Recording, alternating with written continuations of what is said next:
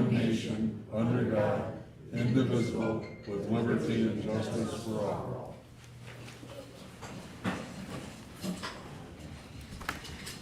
We're good, Tammy?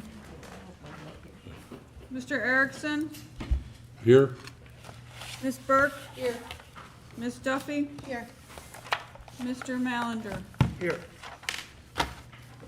We have quorum, just. Consideration of minutes from June 24th. You should have a copy of the minutes from that meeting. Any comments or corrections? And if none, I'd entertain a motion to accept the meetings of June 24th. I make a motion that, Okay. oh, go ahead. Ladies first. I make a motion to accept the minutes from the last meeting. I'll second it. All in favor? All right. All right, thank you very much. Audience participation. First of all, so glad to see people show up for a public hearing. We'll try to keep things moving, but listen to all of you. Glad you're here. If anyone is here has a comment about something that is not on the agenda tonight, this is the time we have to discuss that. Please approach the podium, state your name, and what it is you'd like to say.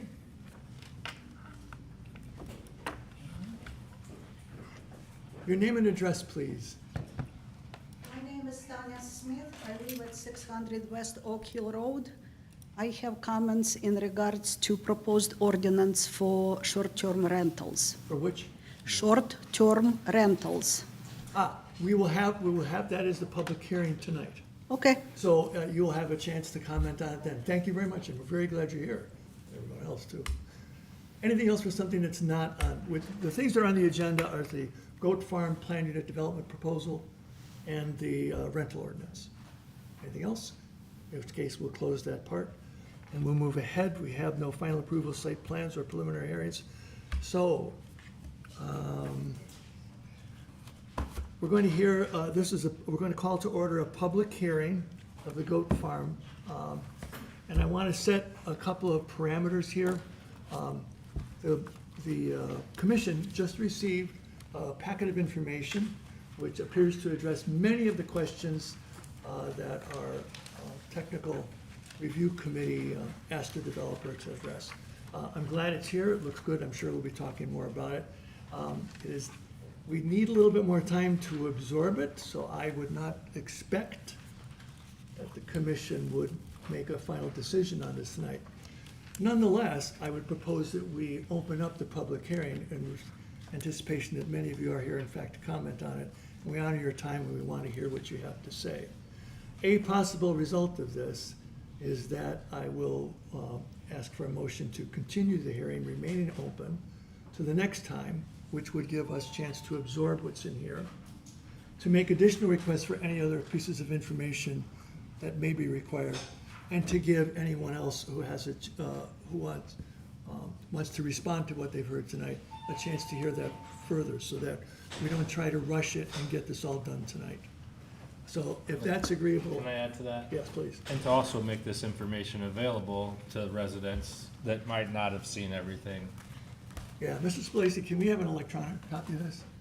That would be very good, and then we'll make it available to you.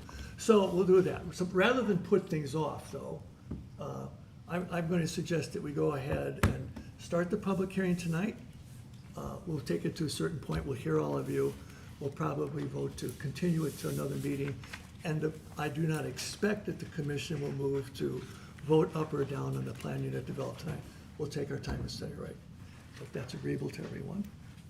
Mr. Spilacci, would you give a quick introduction to this? Just keep it to a short amount of time, because I do want to give all these people time to say what they want in the public hearing. Yeah, good evening.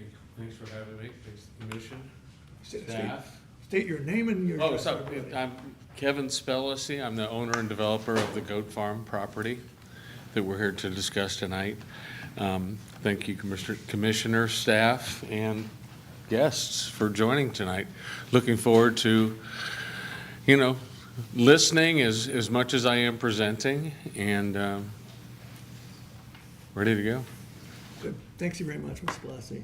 Okay, so it is 6, is that what it is? Yeah. It is 6:36, and I'm going to open the public hearing in the matter of Goat Farm Saka Saka. Enterprises Kevin Spilacci. Why don't you have a seat, and I'm going to, the protocol here is I'm going to ask people to come up first. Let's say anybody wants to speak in favor of it. We'll come up, state your name, address, make your comments. You can have a seat. And, we'll duly record them. I'll continue to that until everyone who wants to speak in favor of it is done. And then I'll ask for people who want to speak in opposition to it. And I'll recognize at this point that some of you may have questions of for and against. It doesn't matter. Choose one place. We want to hear everything that you've got to say. All right, so the hearing is open. I'm going to call for people to come up one at a time who would like to speak in favor of the development of this project.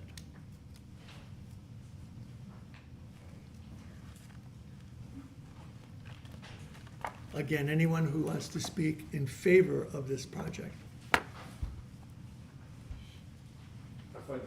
Okay, name and address. My name is Trent Albert. I live at 1420 Waverly Road in Porter.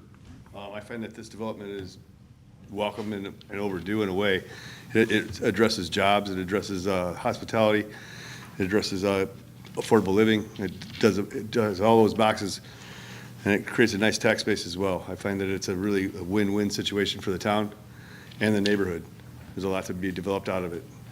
Thank you very Thank much. you. Does anyone else wish to speak in favor of it? Please approach the podium, say your name and address. My name is Leroy Flores. I own Leroy's right next door to the property, 333 West, US Highway 20 is the address. I'm in favor. It just brings more people into it. I think it's something unusual, and it's kind of unique to have something in a small town to bring tourists inside. I'm all in favor for it. Good, thank you very much. Anyone else like to speak in favor?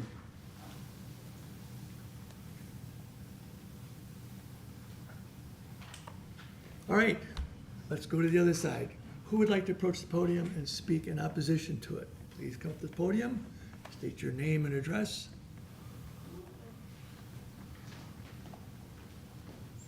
Oscar Johnson, I don't know if I'm, Oscar Johnson, 651 Wagner Road. I just inherited my father's property. It was my great-grandfather's property. It was an old, what you call a dairy farm or whatever. So anyways, I went to talk to the town about taking down one of the barns. We got 2 acres. And putting another barn in. No, you can't do that because you got all these covenances. And we have 2 acres. So now you're gonna bring this big development in, apartment complexes, 200 people within, maybe an acre or 2. I don't know how, I'm just gonna say, didn't plot it out. This is kind of new to me. And they're gonna let that stuff go in. And in my experience, which is very little, everybody says, oh man, bringing in the money, great tax benefits, tax revenue. That's gonna raise our property taxes. We're gonna have more covenances. And I'm looking at that map, and how are we going to get, I guess you could put another exit off of 194, but at the end of the day, it puts a strain on us, That's all I got to say. That's why I'm against it. Thank you very much. Appreciate you saying that. Anyone else who would like to speak in opposition? Good afternoon, Board. Shawnee C. Gould, my wife Holly. We live right next to Oscar. We inherited the property also. I am a local builder. John, what's your address? 601 Wagner. I'm a local builder here in Porter County and also LaPorte County. Affordable housing, you can't build affordable housing anymore. I don't care where you put it at. It's almost impossible. Few things is the traffic on 20 now is terrible, absolutely terrible. There's accidents down the road all the time at Wagner and 20. We really need to address that problem before we go any farther with a goat farm. One way in and one way out's not going to get it. You need 2 exits in, 2 exits out, period. So I hate to see a project get started like it did at the water park and stop in the middle. So what are we planning on doing with that? Okay? So that's all I got to say for right now. Thank you very much. Appreciate your comments. Anyone else who would like to speak in opposition, please? comment only. No comments because I didn't know that will be for hearing today. What specifically does it mean affordable housing? Like price range, please? So that, we're not going to answer that because I don't think that's part of the proposal. Or in proposal, no place it says affordable housing because people mentioned it, including the guy, the first guy who presented I'm it. not in a position to define affordable housing, and we're just responding to his plan. So, Oh, if- but perhaps what you're saying is you have concerns about the type I of want to housing. know what specific affordable housing and what the price range, and if that person represents the developer or in charge of it, maybe he can answer this question. I need your name and your address. Sorry, Tanya Smith, 600 West Oak Hill Road. All right, so I'm hearing you're interested in hearing the price range of the development as it's planned.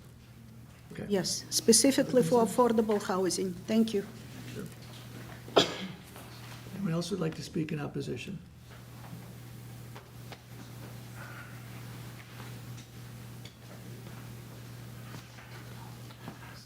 My name is Paul Poprod.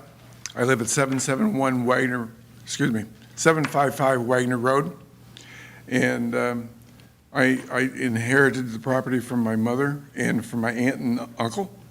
I've had time to review the information that was just distributed to the board. So I have read many parts of it. There are some significant concerns that I have with this proposal. One is that the utilities, the water, sewer, gas, and electric, all have to be put in. I have lived at Wagner Road, and I have not had city water or city sewer my entire life. And I am 80 years old. And now we're going to get it, maybe. But who's going to pay for it? Is the town of Porter going to pay for it?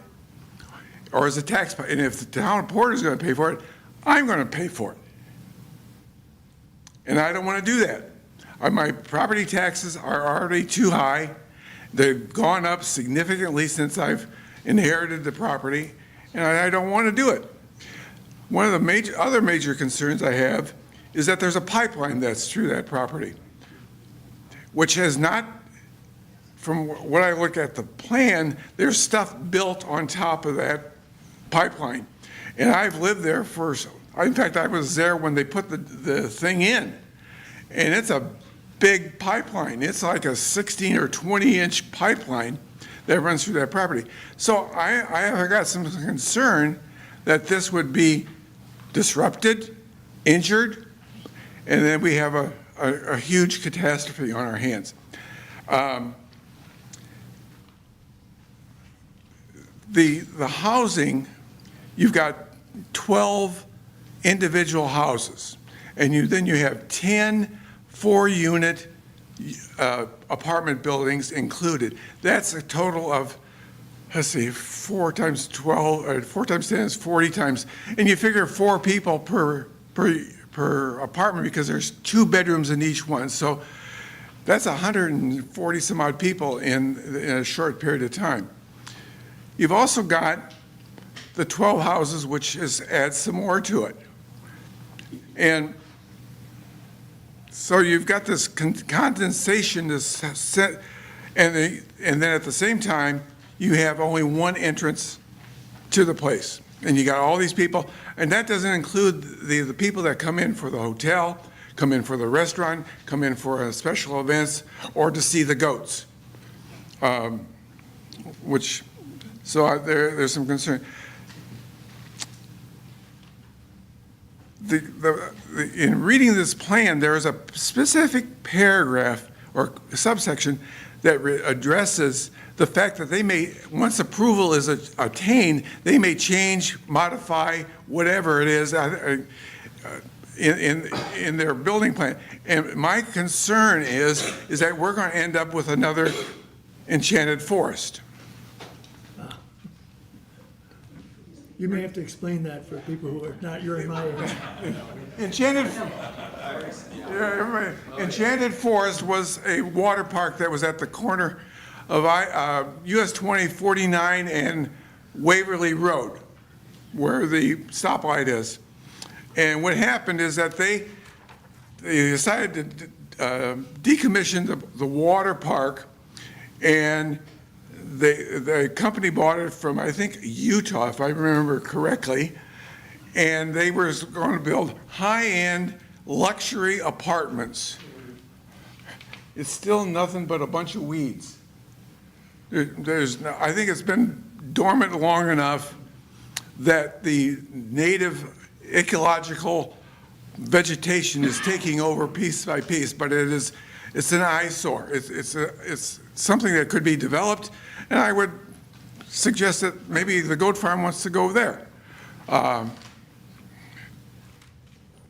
So I have some concerns that there is, because the statement says that that based off of decisions, finances, I mean, there's like 6 different qualifications that they can change the plan. So what you see today or whichever you approve is not what we're going to get built. And so that is a concern of mine. Another problem I have is the fact that during the construction, how's my property going to be protected? And do they need to have a significant bond because there's water issues there? There's wildlife. I mean, there are there's just issues with the drainage. Because there's some low water areas throughout that property, and so that's one thing. I would probably feel different about this project if it had an identity to it. Right now, it appears that the developers have taken a pile of stuff and kind of thrown it against the wall and see what's going to stick. But once you approve it, we don't know what we're going to get. And I would like to know what my neighbors are going to be like. And I'm sure the other residents along Wagner Road would like to know what's going to end up there. I just want to know. I went, and there's also, I have all kinds of questions. Is 3 goats enough for the solar panel? How much does a goat eat every day? I mean, is it going to keep down the 28 acres that's there, or is it this? I know it's centered around the solar farm, but there's a lot of unanswered questions, and I think it's more than this hearing is going to take care of, and I think successive ones after that, because there are significant issues in this. And I would request that. So that's kind of my highlights. Let me see. Oh, does Porter County have to review this? Due to the fact that it's a development? They don't? How about I-94? Who's going to review that little how are you going to get an exit off of I-94 for this? Is there access off of well, if there's access off of There is. And all the traffic from that subdivision dumps onto US 20 right next to Leroy's restaurant. And it sits on a hill, which is a blind hill if you're pulling out there, and if you're going to, now it's on the south side of the road of US 20, which means that the people that are going west are going to have to sit in the second lane to pull into the driveway. Do we know what's going to happen there? They're going to come up off the hill, and they're going to see a car sitting in front of them, and they're going to hit it. We've just moved a high accident spot from Wagner Road in 20 to add Leroy's in 20. And that will impact town resources. police, fire, ambulance, healthcare. And I think that's enough. I would encourage you to read. I mean, it's an interesting document. Let's put it that way. Thank you very much for your comments. Sure. Thank you for reading it ahead of time. All right, does anybody else wish to speak in opposition to the development?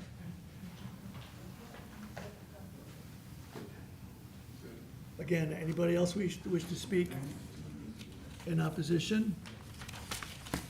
I do have a document that was sent in that I'm going to read verbatim. It may be somebody you know, Mr. Paparad. This is from Elizabeth Paparad. And it consists of a numbered set of observations. 22, which I will read off numbered, and then a commentary at the end. I'm going to read it in full. And Elizabeth lives at, for the record, she lives on Wagner, right? Okay, number 1, water runoff onto my property. Where is the retention pond? Oops, I'm sorry, I started at 4. Start over. Too much traffic.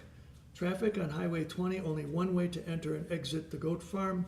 There was just a bad accident at Highway 20 and Wagner Road with a death. Over the years, there have been many accidents there. Number 2, thought there was supposed to have 2 ways to enter and exit for emergency. Number 3, thought new subdivisions had to put in a park. Where will the park, the town park, where will the town park be, or do they think that the event center makes up for a park? 4, water runoff onto my property. Where is the retention pond? 5, farmhouse. How big of a lot? Question mark. To rent, buy, or to short-term rental? Number 6, main house and pool. Where will it be? Will this be a short-term rental? Number 7, no multifamily fourplex. Rental or to buy, no low-income Section 8. Number 8, where will the inn be? How large and how many rooms? 9, no solar panels. If the town says yes, will they put up more or will fill the whole area with solar panels?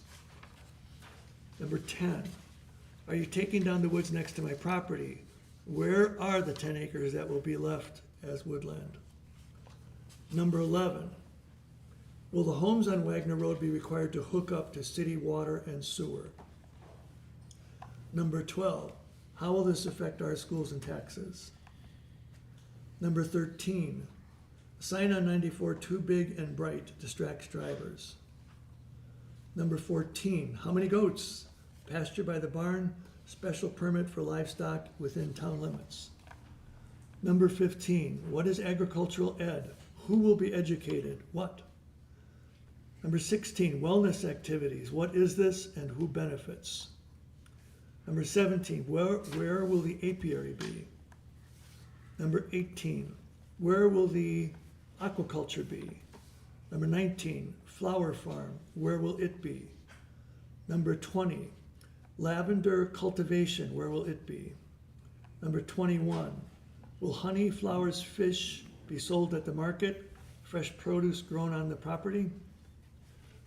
Number 22, what's the timeline for developing each stage? And then finally, I am all for leaving the land with goats, bees, fish, flowers, and garden veggies. There doesn't seem to be enough land for everything they want to do. You'll be taking down more trees than you leave. Where will the deer and the wildlife go? Let's keep the area so it does blend in with the national and state parks. Thank you, Elizabeth Paparad. All right, now I'm going to explain something. For several reasons, one of which is that the commission just got this document and we need to absorb it and digest it. We have our own questions ourselves. And we will make it available electronically to everybody here so that you also have a chance to look at it. With that in mind, I suggest that I entertain a motion to continue and keep open the public hearing That is, we'll temporarily pause it right now, and we'll do some other business. We'll talk about this a little bit and engage this bit. But I would suggest we do that because we want to give all sides, including the developer, a fair chance to understand what's going on, including us. Can I just add, making sure that this, because it's updated and you just got it, we're gonna make it available electronically. Right. Right. Mr. Spellacy has said he would make an electronic copy, and we'll post it and get it there. How many copies did you drop off? 16. Okay, so we'll also have copies at Town Hall. We will have Okay. copies at Town Hall to look at, yes. All right. Excuse me, before you move forward, I have one more question. Sure. Sorry. Tanya Smith, 600 West Oak Hill Road. We are land surveyors, so if this is PUD, you just answer it to someone that county doesn't have to review it. As far as I know, every subdivision need to be reviewed by the county and recorded at the county where the land is located. So maybe there is some confusion, maybe I didn't understand Maybe we correctly. can clarify what we mean by review of the county. Well, the county doesn't have to approve this, but it will be recorded if it were approved in whatever final format. And since sewers are planned, the county, public health would not be involved. So in that sense, the answer to the question is no, this is the town's decisions to make. And to be clear, if you want to know this, but I can tell you anyways, this is the plan commission, we're an advisory board. We'll make a recommendation, it'll be up to the council to decide to go forward or not. But we're going to do due diligence, hear your questions, raise our own, try to come to an understanding of what this could be, and perhaps ask for changes and understandings. And then if we would go forward, we would make a recommendation. But that will not happen today. Can I elaborate just a little? So, to elaborate on that, there's a lot of process that's left. So process is important, and it's important to give the developer a chance to hear and opportunity to respond and present in more detail, and to make sure everybody has information so that you can make informed decisions, and maybe your questions are answered and you don't have more. But the long and the short is, as Mr. Mellinger said, this commission only makes a recommendation or makes no recommendation or makes an unfavorable recommendation. And that's not them ducking or shirking any responsibilities, but that's just the nature of how this process works. And then no matter what they do, it goes to the town council, and then the town council can adopt it. The town council can kick it back with some other questions, et cetera. But I want to reiterate that this process is important, which is why the public hearing isn't being closed, so that both sides, or all sides, have the opportunity to continue to provide information, give input, because it could be that once the council decides to put this on their agenda, this public hearing is the thing. There is more process, but if they decide to put it on the agenda, there isn't necessarily a public hearing for that portion. And they could vote it in and adopt an ordinance that approves that PUD, which is essentially an amendment to the zoning code, the zoning map, and then that PUD gets recorded and becomes official. So there's lots of moving pieces. The important thing is, to sum up, there's a lot of process left, but this process, while they don't have the ultimate say, a lot of what goes on in terms of the opportunities, not that the council doesn't take public input, but this is what specifically it's designed to do. This is gonna take a while. So I would entertain, yes, one more comment. Okay, sorry. Please step up to the podium. So how long does it take for you guys to decide something like this? Are we talking a year, 2 years? How long is something this complex? Because it really doesn't sound like he really has a good plan of what he wants to do with the, I mean, I've looked at your sketch right there.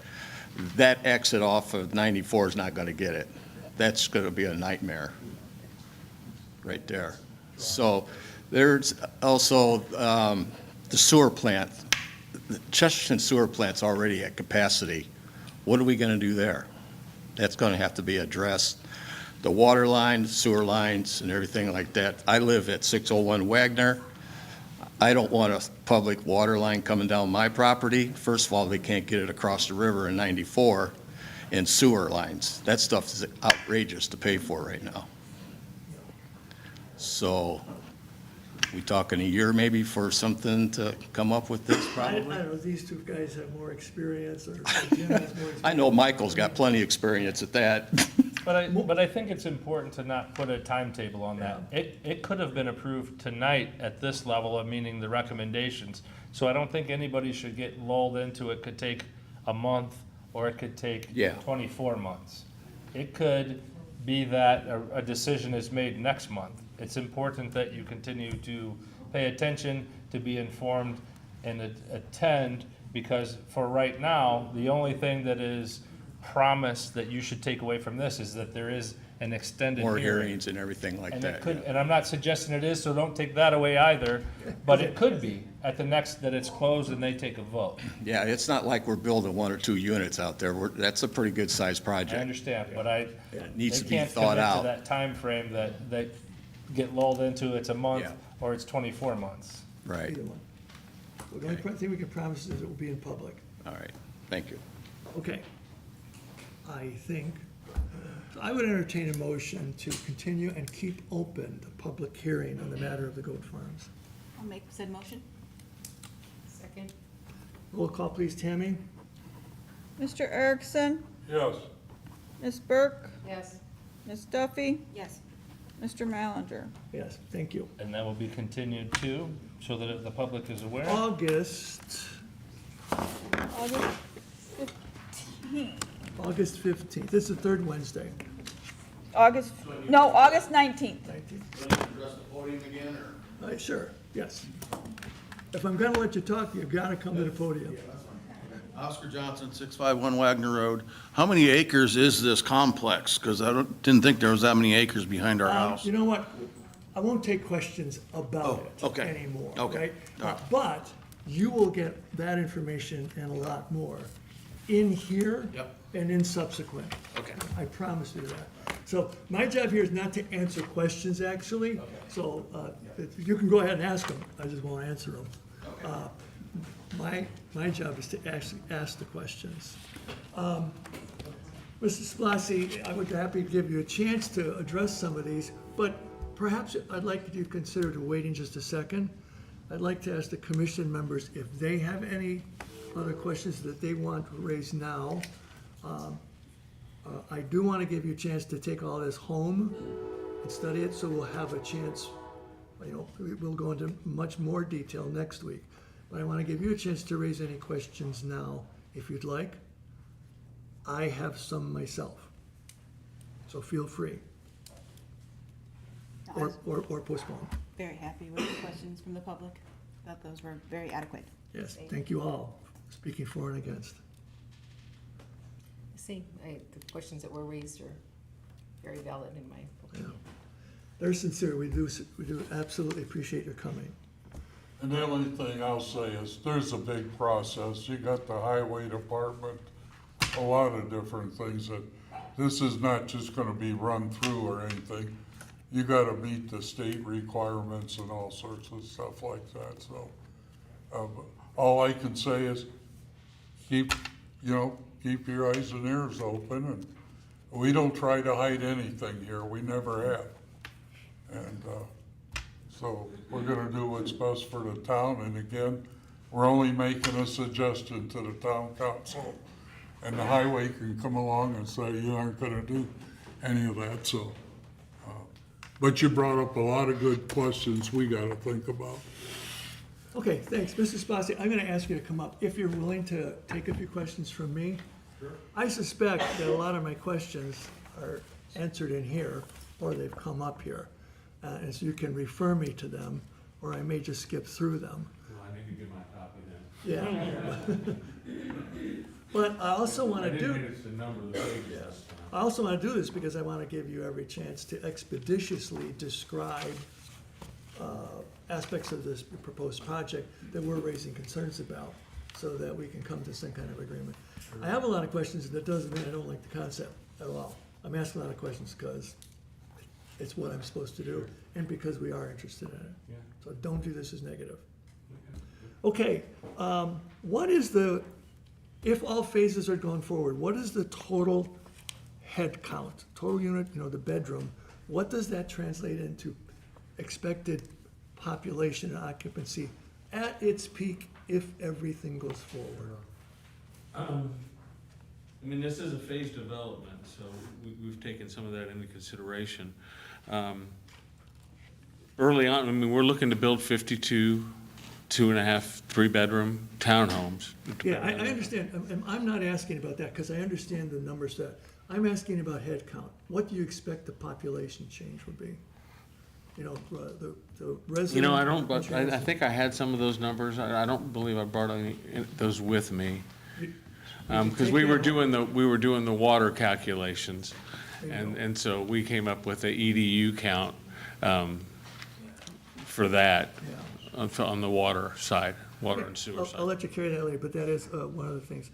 And this again may be answered. I was gonna ask, what are the specific uses contemplated for the market and commercial retail? Do you have enumerated the specific businesses that you expect to see as part of the complex?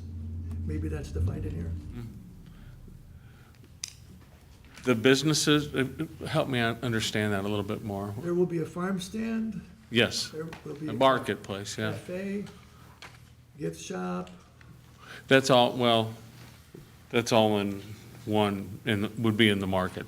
all in one market. Mhm. So there will be, the specific uses are the market and then a restaurant. Yeah, Anything else? for, Commercial activity. oh, We're commercial, in well, favor of mixed use, we love Yeah, proposals commercial that acti- propose mixed use. Yeah. I wanted to understand the yeah, mix. yeah. Well, then that's part of the reason why we're requesting the PUD, right? Because it has multiple zones. You have a commercial zone up top near Highway 20, then you have more of that residential zone, and then you get an agriculture zone, and then you have another commercial zone down at the bottom by I-94, which is where we're gonna be doing a lot of the processing for any of the products that we produce. The solar field is down there. And the solar field is designed to, it's a 240 kilowatt unit, it takes up about an acre, and it's designed to power, it can power the whole facility. Understood. So I had a question about a definition of agritourism, and I think you just defined it. It's actual production. Well, it's, a lot of it's education, so part of it is we're trying to create an experience.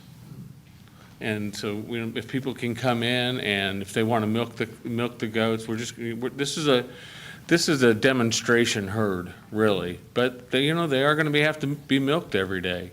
So And will you sell product then? yeah, we're looking to sell the goat cheese specifically, make that one of our mixed with our homegrown honey, mixed with the lavender that we're going to grow in between the solar panels. And so, yeah. The PUD is gonna have to define your ability to have those agro uses.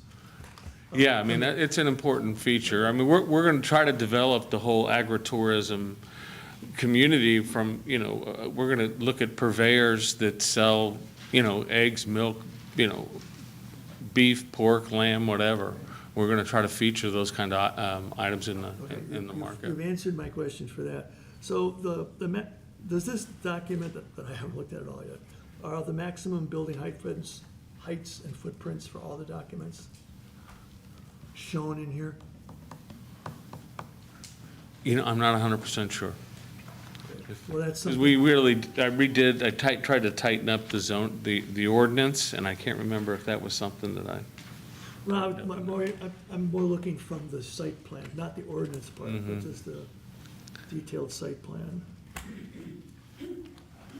I think, So- I don't know that it made it into this document, but I think we were looking at 45 feet, something like that. As a max, we're not gonna be anywhere near that, because the townhomes are gonna be, but the event center could potentially, So if it's not in here, then a detailed site plan that we would expect to want to review we would want to see the maximum building heights and the footprints for all the, and, you know, phased out, we understand the phasing part, that's Okay. fine, so. Okay. Just understand we would be looking for that. Sure. I'm shifting gears, and this isn't a question you can answer, but and this was raised implicitly here. Given the answers that we have to when all the phases are in, we had the TAC look at this. Did the TAC feel that our fire and EMS and police have adequate equipment and staffing at full phase?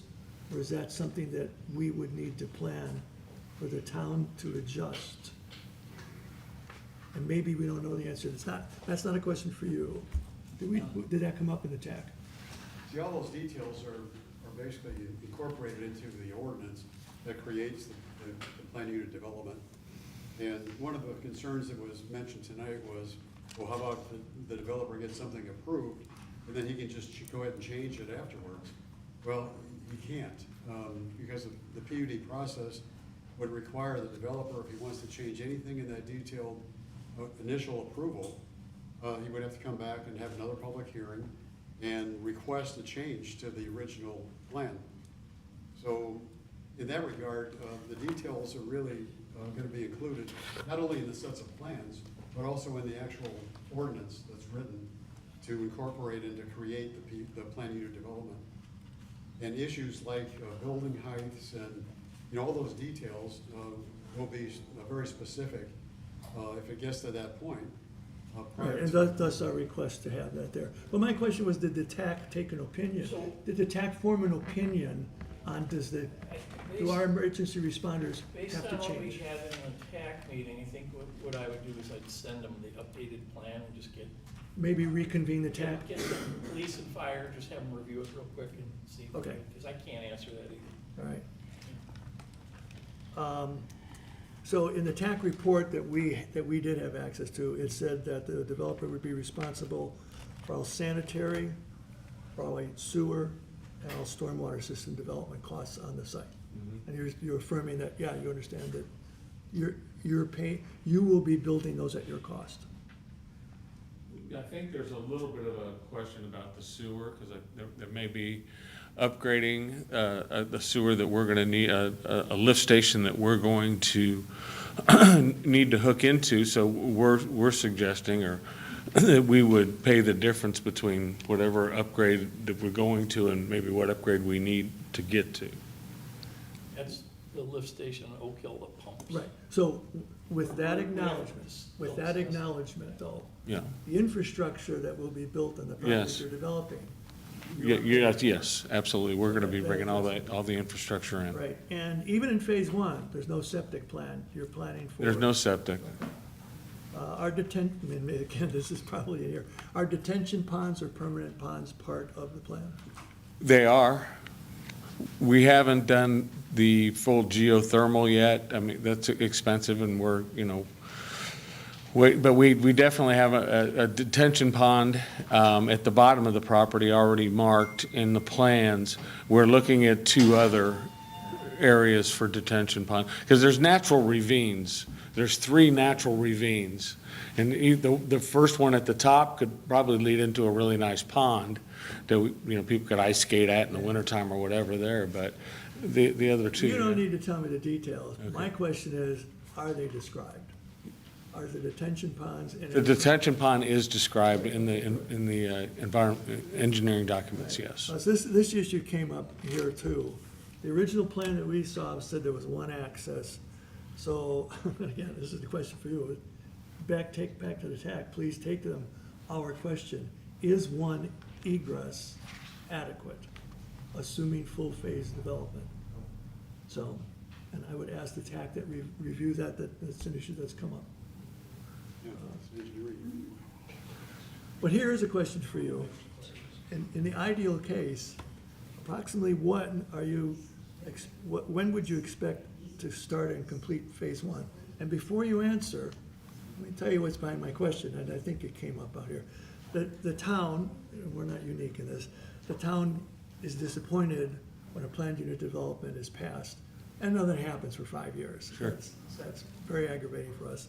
We would probably the commission may recommend that the final PUD ordinance include a time to die part, so if phase one isn't started by such and such a time. Giving yourself a cushion, what's a reasonable time that you would expect you to start phase one and complete phase one? Start phase one, I mean, in a perfect world, we'd like to start it in 12 to 18 months. To complete, I honestly haven't done the timeline for the construction completion on it. Okay, we'll talk more about it. I'm glad to hear that this is something that near term. As you go from phase one to phase two, do you have a timetable in mind? Are there external things? Or as I think I saw in the earlier document you said, it's after phase one, it's totally dependent upon market conditions. What's your, what will drive phase two, phase three, phase four? So, occupancy over a consistent period of time that generates enough revenue that we can, when we refinance, which I'm expected to do in 2 to 3 years, that's gonna free up the capital. So I would say probably about 3 years for phase two. Okay. And the unhappy result that you don't complete all the phasing, is there a fallback for landscaping so that, I mean, we would not want anything left undone, Right. excavated, piles of dirt. Right. Is your phasing plan, you have a fail-safe so that if if you say, no, you know what, phase two is good enough, everyone will be happy with the result at that point? Sure. Every phase is designed to stand on its own merit with its own infrastructure. Phase one is not dependent on phase two. Say phase two is dependent on phase one, but as all the rest of it is, because that's the engine that drives the Good, that's good. project. So, you have to put in some infrastructure from the beginning. Are you going to put in, I want to know, are you going to put in infrastructure assuming phase four happens? As opposed to, for instance, you put in a pipe and then you come and you dig up the road because you're gonna go forward. Right. Well, we don't want to do a lot of things twice, right? So we're primarily approaching this from an engineering standpoint that we're going to try to build everything in from the get-go. So we won't have to come back and redo it later. All right, so then when we look at detailed plans, we should be able to recognize that. There's phase one. It looks like it's standalone and period. Okay. I think the questions about changes have been addressed already. So, the rental farmhouses, who do you anticipate managing and operating them? Is that you, is that? Yeah, that's the management company. So they're the same company that's going to be responsible for leasing the townhome apartments is going to be responsible for managing the short-term rentals. Okay, you may or may not be aware of it, but after you sit down and we move on, this body here is gonna talk about a rental ordinance, which says if you have residential retail property, there's residency registration, there's safety inspections, all that. Sure. Noise requirements, that sort of stuff. Sure. Y'all gonna have to meet them. I don't think you'd be surprised by it, but. No. But No, we're anticipating all that. Yeah. That's one of the reasons why we've really clustered the community, but, I think one of the biggest complaints about short-term rentals is noise. Right. So we're gonna throw them out in the woods, nobody's gonna hear them. Good luck with that. Okay, I got a lot of questions about parking, but I think I'll skip them because I assume in the detailed site plan, it'll be evident, things like number of parking places per unit, overflow parking. Okay. I can expect to see Sure. that. Not in there, I mean, these are preliminary engineering documents that you have in there, but In the document that you bring back for the next meeting, you wanna see the parking, you wanna see footprints, and you wanna see heights of buildings. well, the TAC recommendation was for a detailed site plan. Okay. They asked that you bring back a detailed site plan and a draft PUD, which I see you've done. Yeah. That is. Bring back something that is not answers- as detailed, I mean, that's a working site plan that you have right there. Right. Well, I suggest you bring back something that addresses the questions being raised here. Sure. Including the things that I'm gonna skip over, is show me where the parking is and how big it is. What's the ownership structure long-term for those rental units? I mean, is, Right now, the ownership structure is a partnership now. That could potentially change as, you know, as we bring on investors. But they are designed to stand on their own. So the townhome apartments kind of stand on their own. The short-term rentals, we're originally only doing 3 of those to begin with, to do a proof of concept. If that proof of concept works, then we'll build out around Okay. a second ring. okay, is the development company gonna own the land? Is this gonna be a condominium? It's not- Will a person be able to buy a house and own the house and the land on it?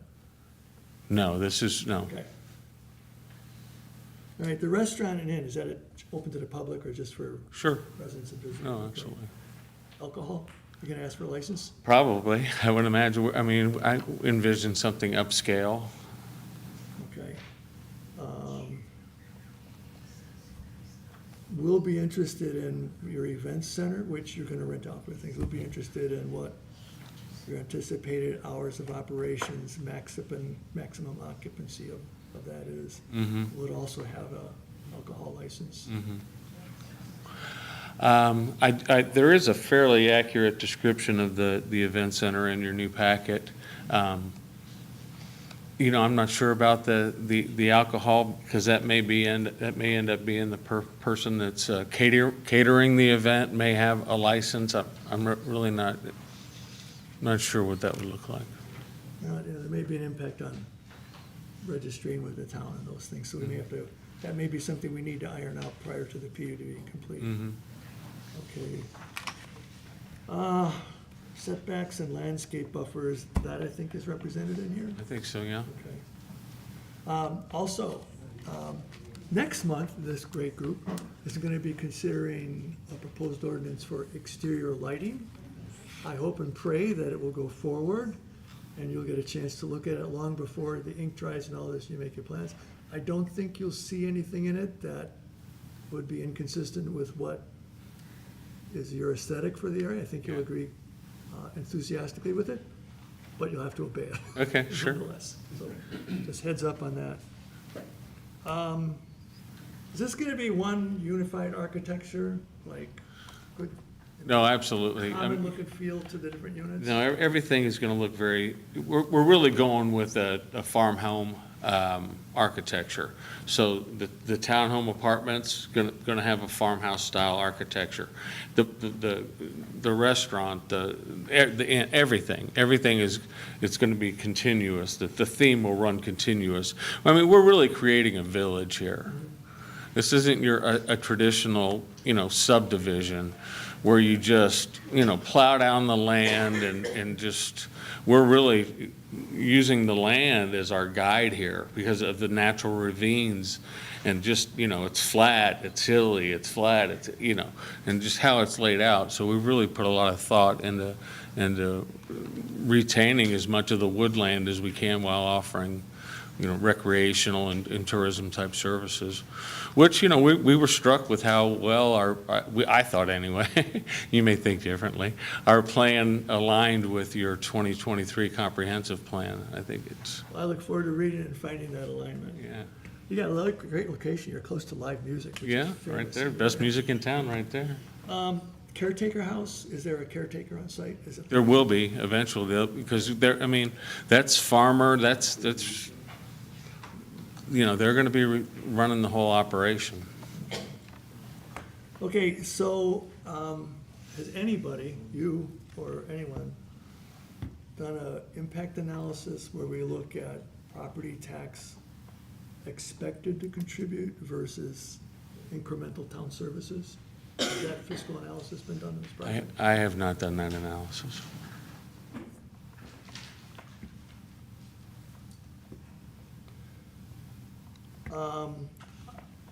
I saw in the prior one that you said that you were gonna continue at least part of the classified forest designation in the south end of the property. Good, glad to hear that. Are you gonna look to request agricultural status for any of the land outside of that? Anything that would change the town's tax rate in a way that hurts us? Geez, I can't, I'm not that familiar with it, so I can't think of anything, but. Good. I'm sorry I brought it up. I can forget I ever brought that up. Okay. So there's gonna be a property owners association or HOA or something? I'm sorry? Will there be a properties owners association with the units that are for sale? No, not really. The units are for rent. Everything's basically for rent, so there's, nothing for sale per se. So the covenants or whatever we make them as the owners of the property. Okay, cool. We hope you can come back next month. Looking forward to it. Please take a second look at those TAC recommendations. I just wanted to add, based on some of the comments, about a month ago, NDOT did a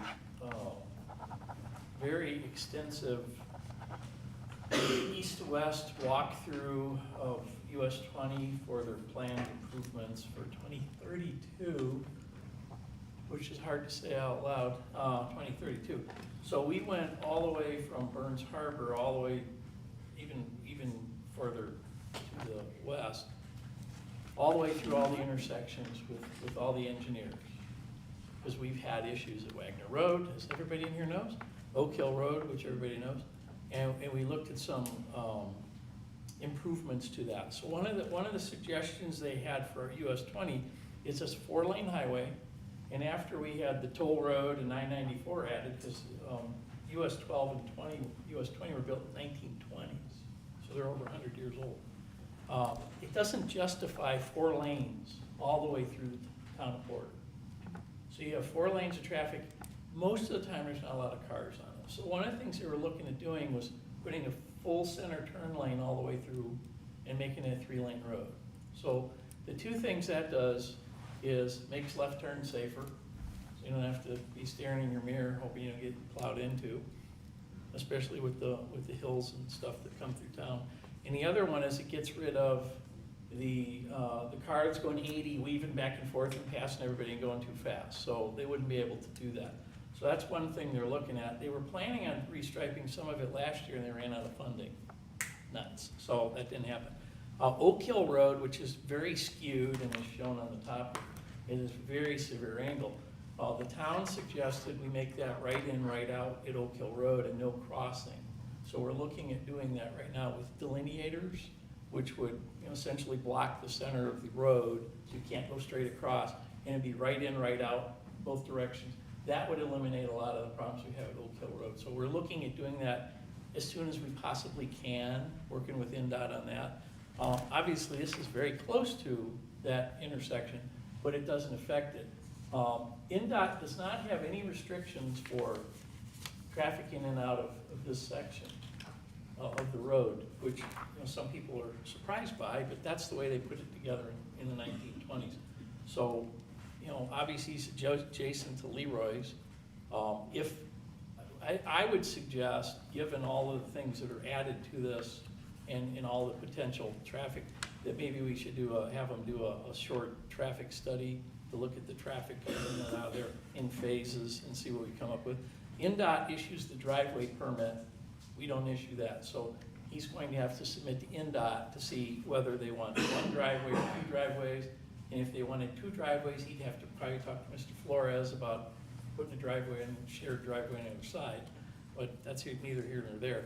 But we don't address that. But we are working on all these traffic things, and that's been going on for months. So hopefully we can get enough input and additional safety items from NDOT to address a lot of the traffic issues. One of the ones was I guess if you've lived here long enough, there was a signal at Wagner Road in 20 years ago, a full signal. That was removed because I guess it created more accidents than, I don't know, I wasn't here. They removed it. You might know, Paul. There was an accident a week Oh, I know that, yeah. on Wagner Road in 20. So now they're looking at that again to see if putting a full light in there makes sense. Big Because light because they don't stop there. there's more people, I'll say, distracted, pulling out there. I mean, I cross that road, I don't like crossing it either. So we are addressing some of these things. I do have an engineer that I talked to today that's reviewing the sewer capacity issues as far as how much sewer capacity we have, where he would tie in. There's a couple other proposed properties that are looking to tie into the sewer, which triggers a sewer upgrade that we've been trying to figure out for the last 6 years. So just some of the comments that came up, we are working on all those. There is no access on 994. That was just I'll call it somebody that did that rendering got a little excited. So there's no access on 994. Unfortunately, that's caused a lot of questions, but there is not an access there. He does have an electronic billboard shown there. That's another INDOT issue. INDOT permits those. We don't permit those. We do have, we require approval by our plan commission to have the opportunity to put the sign up, but INDOT ultimately does the permitting on that. So I just wanted to put those in there based on some of the comments. Thanks, Mike. Can I comment on that real quick? Yes, sir. We didn't talk about 94. Yeah, So, I'm no rocket science. Hold on. wait, First of all, you have to be recognized by the president. sorry. And then next, Yeah. need to come to the microphone. Yeah, go ahead. Okay, Oscar Johnson, 651 Wagner Road. Yep. So, we've already established we need 2 ways in, 2 ways out. And I Google mapped that place enough that there's property owners on both sides of that, all through Wagner Road. So, I guess eminent domain comes into place, that we're gonna have to give up some of our property to make an access road. Your assumption is that the second access would be on Wagner? Either that or you gotta have major, well, you got Oak Hill, and you got subdivisions all through Yeah, that to get to I'm just Waverly. clarifying your question. Yeah. Because going to the east would be not accessible, because you gotta go, to make it right, you gotta go to the south. When we did the RV resort, they did a traffic study on that, and that had 100, I forgot the number, 100 and something ads and cottages and everything. When they did that, that was on Tremont Road, when they did the traffic study, they determined it didn't need a second access. So that would be left to a traffic engineer to decide. So that's why I'm gonna recommend Okay. that he contacts a traffic engineer and does a study, because Okay. that's not up to us to decide that. Okay. But if the traffic engineer says you need a second driveway, then he'll have to figure out where to put the second driveway. Okay. But Great, we're thank not you. eminent domaining anything. No. so. Okay, all right, well, I'm just, well, like I said, that's a big issue. Yeah, we're not. gonna do And then, that. uh, We agree, and I don't think it's happening. so. okay. Then I got a stupid question, but anyways, it is what it is. So, like we looked into, even my dad looked into, having a little steer, raising it, milk cow for us. And we were like, nope, this town reporter, in fact, I remember there was a pig on Wagner Road in town. And they made him get rid of that pig. How many acres do you have? I have 2 acres, and I was like, nope, you can't do that, because we're not gonna have agricultural livestock in the town of Porter. So does goats, It's 5 acres is what the code, the animal code's written for 5 acres. 5 acres or more? So if you Okay, have more than 5 acres. you could do that. Somebody in the past had added a sentence that said if you were in R1 zoning, you couldn't have anything at all. Yep. We took that out. Okay. So if you have more than 5 acres, and there's not a lot of people that have more than 5 acres, but No. if you have more than 5 acres, you are entitled to have the animals that are Yeah, listed in there. okay, yeah, there's only one person on that Wagner Road There's a that got more. few houses on like Mineral Springs that have big lots, Okay. but All right, nobody's asked yet. okay. Thank you for your time, appreciate Okay, it. Mr. Willoughby, you got some additional comments? For the developer, yeah. Can you have him come? Yeah. It's just a couple, because I presume there may be questions with regard to the solar. At what phase will that come into play? And while you're thinking about that, in addition of giving thought to what it requires to actually have that, and have you had discussions and started to determine whether there's actually grid capacity to where that could even come to fruition, and decommissioning type plans for if that solar is no longer used. So if you haven't, I suggest those are some very strong considerations that you do need to, because you could have the best plans to have solar, and NIPSCO tells you there's no capacity, or you're way down the line, and quite honestly, just based on my own experience, there are several that are way down the path and they're years away from that. So it's things for you to consider if you don't know those answers, and if you do, I would think those are probably good We're things. not looking to resell. We're not looking to sell it back to the electric company, right? Everything is gonna be hooked up to, So you're all behind the meter. well, everything's gonna be hooked up to, I mean, everything is gonna be hooked up to the power company, right? So you can't. Yeah, yeah, you're on the grid. Yeah, because we are gonna be on the grid, but we're not gonna be, we're hoping that, and that's really a fallback plan, right? The 240 kilowatts will service the whole property. And the electric company just becomes a backup at that point in time. Anything else, Chris? Okay, hang on for just a second. Let's talk logistics here. So we'd like to see you back. Sure. We'd like to reopen the hearing. We'd like to give our people a chance to look at this, raise additional questions, and give you a chance to stew in what you heard tonight, figure out your response. Specifically, I would like the TAC to meet again prior to the next meeting, now that there's more information. Do you want the whole TAC, or do you just want, the only reason I'm asking is Brian's not gonna be in for a little bit of time. I don't think there's only one issue there for the park that Yeah. I heard, so no, I don't think that's a big Or deal. do you just want me to send it to the members and get Yeah, comments? just between now and August, right? Yeah. All right, and then, I'm not looking for your final site plan, but enough of a detailed site plan so you can illustrate the answers to the questions you heard tonight. Can you turn that around in 4 weeks? I think so. Because if not, You need that site plan that you're asking for 10 days prior to the meeting. That way you have time to review it before the meeting. That'd be hard to do. I don't want to hold you up. If you want to say, I need more time, I'll ask folks to move it to I don't September. know, we're kind of going through an engineering change right now. Yeah. So, I really can't answer that. I'd like to think I could, but I'm not making it myself, so it's hard for me to answer to that. Well, Yeah, I should be able to put something, I'll have something together. okay. All right, It's, we want to We'll help. see. On the 19th, so. Tammy, is that a hard timeline, 10 days prior to the meeting? It's, Yeah, That's just giving you, as long as we have it, not the Friday before the meeting, if you could do the Wednesday before the meeting, which would be what, Mike? 12. By the 12th. That way you guys get it in enough time to look at it. Yeah. And just to add, so it isn't a hard deadline, that's more, ultimately for the entire packet and to make sure notices, there isn't any renoticing that's required here, Yeah. publication, et cetera. However, it is also important to disseminate the information and make it available to the Mr. public. Plasak, I'm gonna leave it up to you. We're planning to meet in August. If you think your needs are better met by giving you more time, we'll push it to September. Okay. But we don't wanna delay you if you think you can keep moving I forward. appreciate that. I should know. I'll know. Should we, all right, so let's shoot for August. Yeah. All right. I have all I need. Is there any final comment that you wanna make or bring up a question? Okay. Thank you for your time. If not, we the really appreciate you opportunity. coming up and sharing all this. I can't tell you how much I appreciate all of you coming in for this. Thank you very much, and we'll see you next month.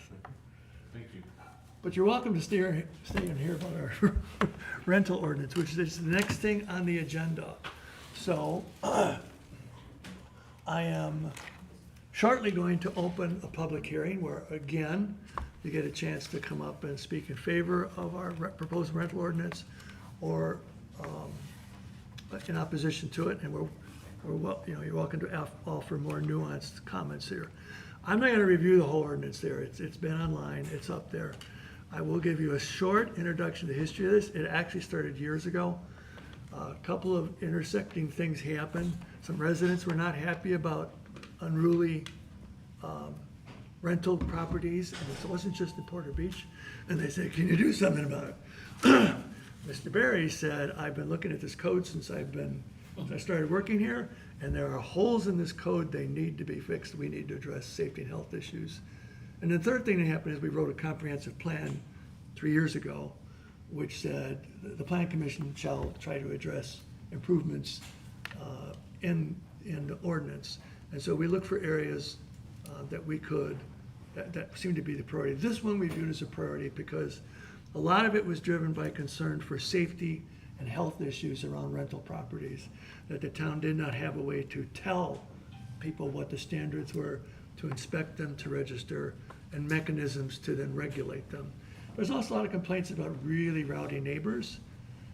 In between the time that we started working on this and today, the town beefed up its nuisance ordinance, which to a large extent gives the town a way to deal with unruly neighbors, because after all, unruly neighbors can own the house as well as rental them. So we did not feel that we had to do, we did not have to contain those parts in the rental ordinance. We had the ambition to be more, to look into a more assertive plan with regard to short-term rentals. It's been a hot topic here along. There are a much-loved, long-standing part of the history of Porter, and at the same time, everybody knows what's going on with Airbnb and VRBO. Things are changing. We looked to address that. However, the Indiana State Legislature has basically said, we will not be regulating short-term rentals. So all the work that we did on that was removed from that. There was another part, if you were here 6 months ago, you would have heard, in an effort to, again, driven by the comprehensive plan, to look for ways to increase housing and offer flexibility for people aging in place. We wanted to define a way to get an accessory dwelling unit able to get a building permit by right, if it follows certain rules. Again, this year's Indiana State Legislature said, we're going to write the rules for accessory dwelling unit. When they did that, we ripped out our recommendations for accessory dwelling unit, thinking that they were at that point moot. As it turns out, that part did not make it to the final ordinance, a final state code, leaving open that, can you get an accessory dwelling unit or not? It says now undefined here. But we didn't want to go back to the start and go, we wanted to get the important part, safety and health issues with regard to rental ordinance done. So that's all that's in the ordinance editor. We had greater ambitions. I'm very happy and proud that we've got done what we've got done. So that's the history of it, and that's our goal, is to create an orderly environment to regulate rental units for the safety and health of the residents and the people who live next door. That's why we did it. Okay, so it's been up there. I'm now going to open a public hearing at 7:44 for consideration of the proposed rental unit ordinance. Public hearing is now open. Again, just like we did before, would anyone like to come and speak in favor of the rental ordinance? Please approach the podium and state your name and address.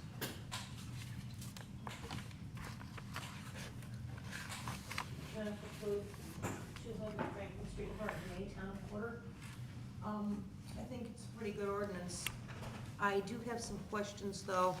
The first question is, when you talk about, it's section 8, town right to inspect, and you talk about the rental registration inspection fee of $150 shall be paid by the owner prior to the issuance of the registration permit.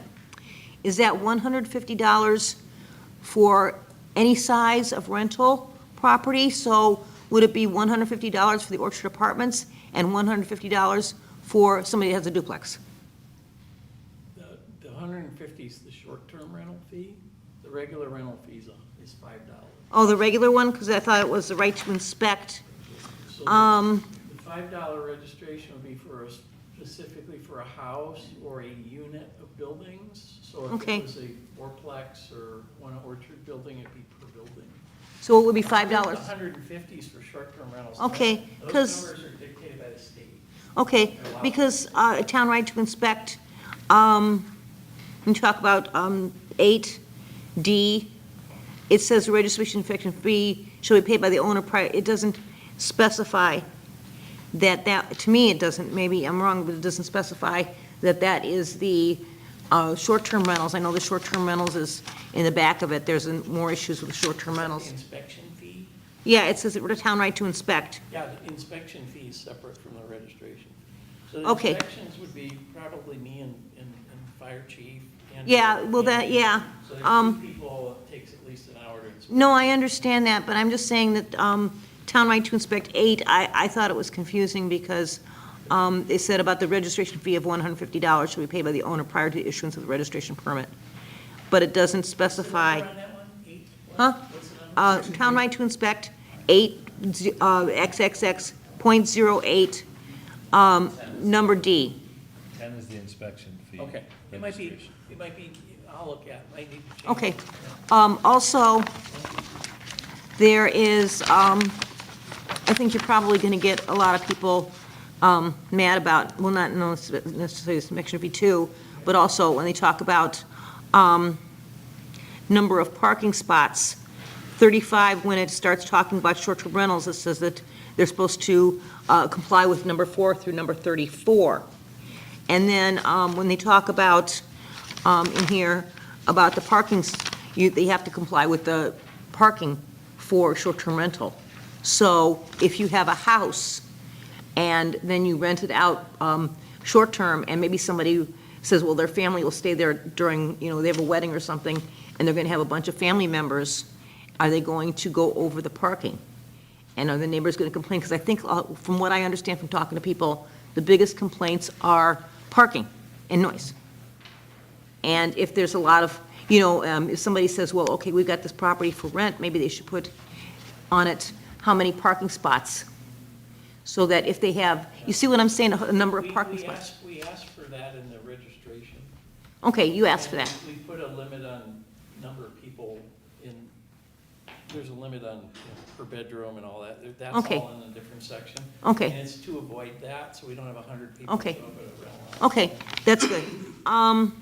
And also, due to the changes federally for the law that was put into effect recently, even though, well, the president didn't sign it, but this can still go into effect. Are there going to be changes to this regarding that law? Didn't read it yet. Huh? I didn't read that yet, so I don't know. Okay, I was just wondering, because I know things can be changed as to the different issues. But, I mean, you have to address something, and it's good to have this and have addressed it. It's just a matter of, you really, you have to address it, and especially short-term rentals, because I know there's a lot of complaints with people who say that, noise and parking and stuff.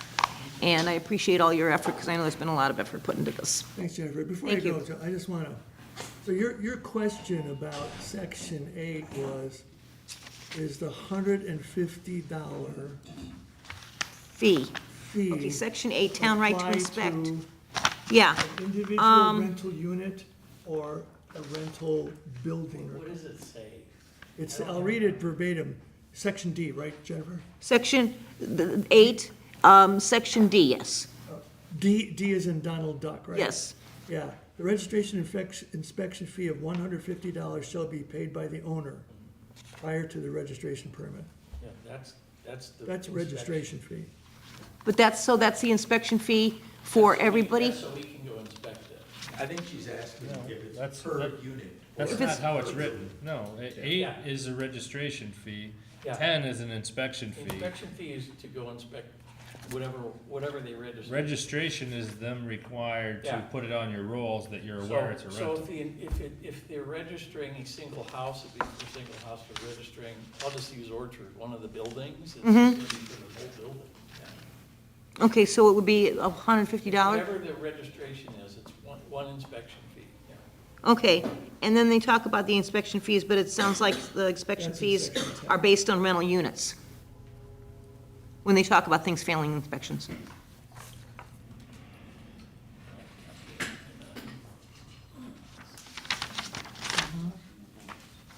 Hang on a second.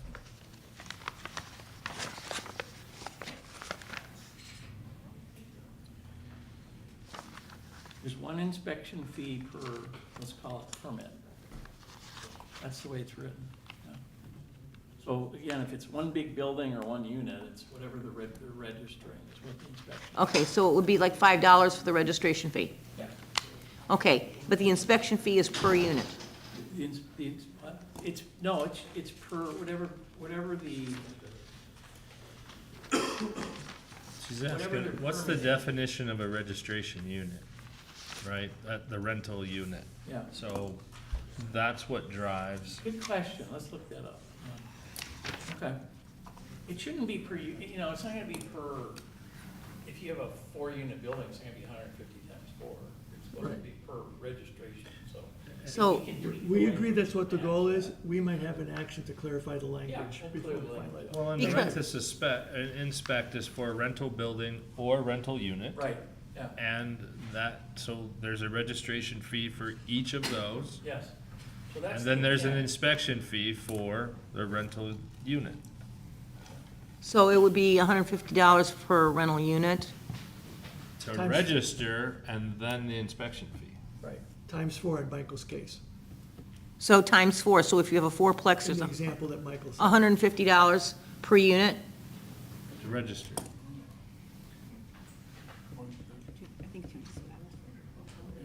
Yeah, one.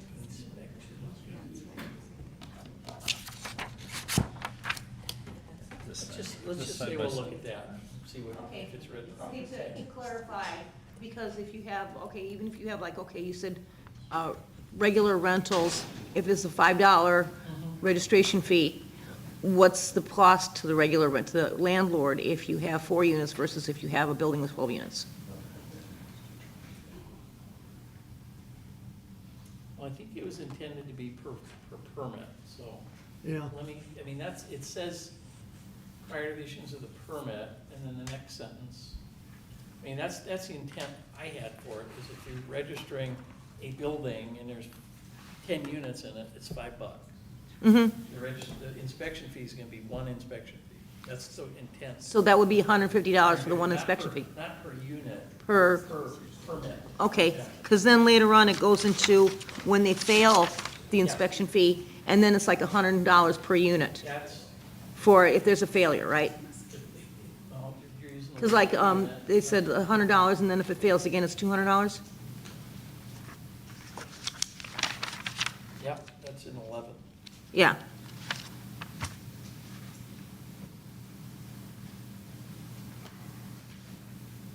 per rental unit. Per rental unit. I think If they that's fail. fine. If they fail, if there's a problem. Okay, okay, okay. So also, one quick thing is basically over a comma. Attorney's gonna love this one. No, the ownership, it is number 29, F3. The owner shall provide a stove, oven, or microwave oven for cooking food. Is that stove, comma, oven, comma, or microwave? Or is it choice of a stove and then a choice of an oven or microwave? Is it one and then one of two, or is it one of the three? One of 3. One of the three? Because then there should be another comma there. It depends on your use of that comma, Yeah. right? So You can put it it can after be. oven or not. You know what I'm saying? It can be, it just needs to be consistent in that usage. Yeah. It's correct as it is to give the options without the comma before. Okay. Yeah, okay. Yeah, that's Okay, it just, you know, preference. as to clarify, you understand why I'm saying about a comma. Thank you. Thank you. Thank you for your time. Thank you very much. Would anyone else like to speak in favor of the ordinance? She's an Oxford comma fan. So am I. Anyone else like to speak in favor of the rental ordinance? Yeah. Tammy, I don't have my hands on the letter we got today. All from me and Ann. From Amy, yeah, thank you. If there are no other comments, then I'm going to read this one, and then we'll go to anyone who wants to speak in opposition.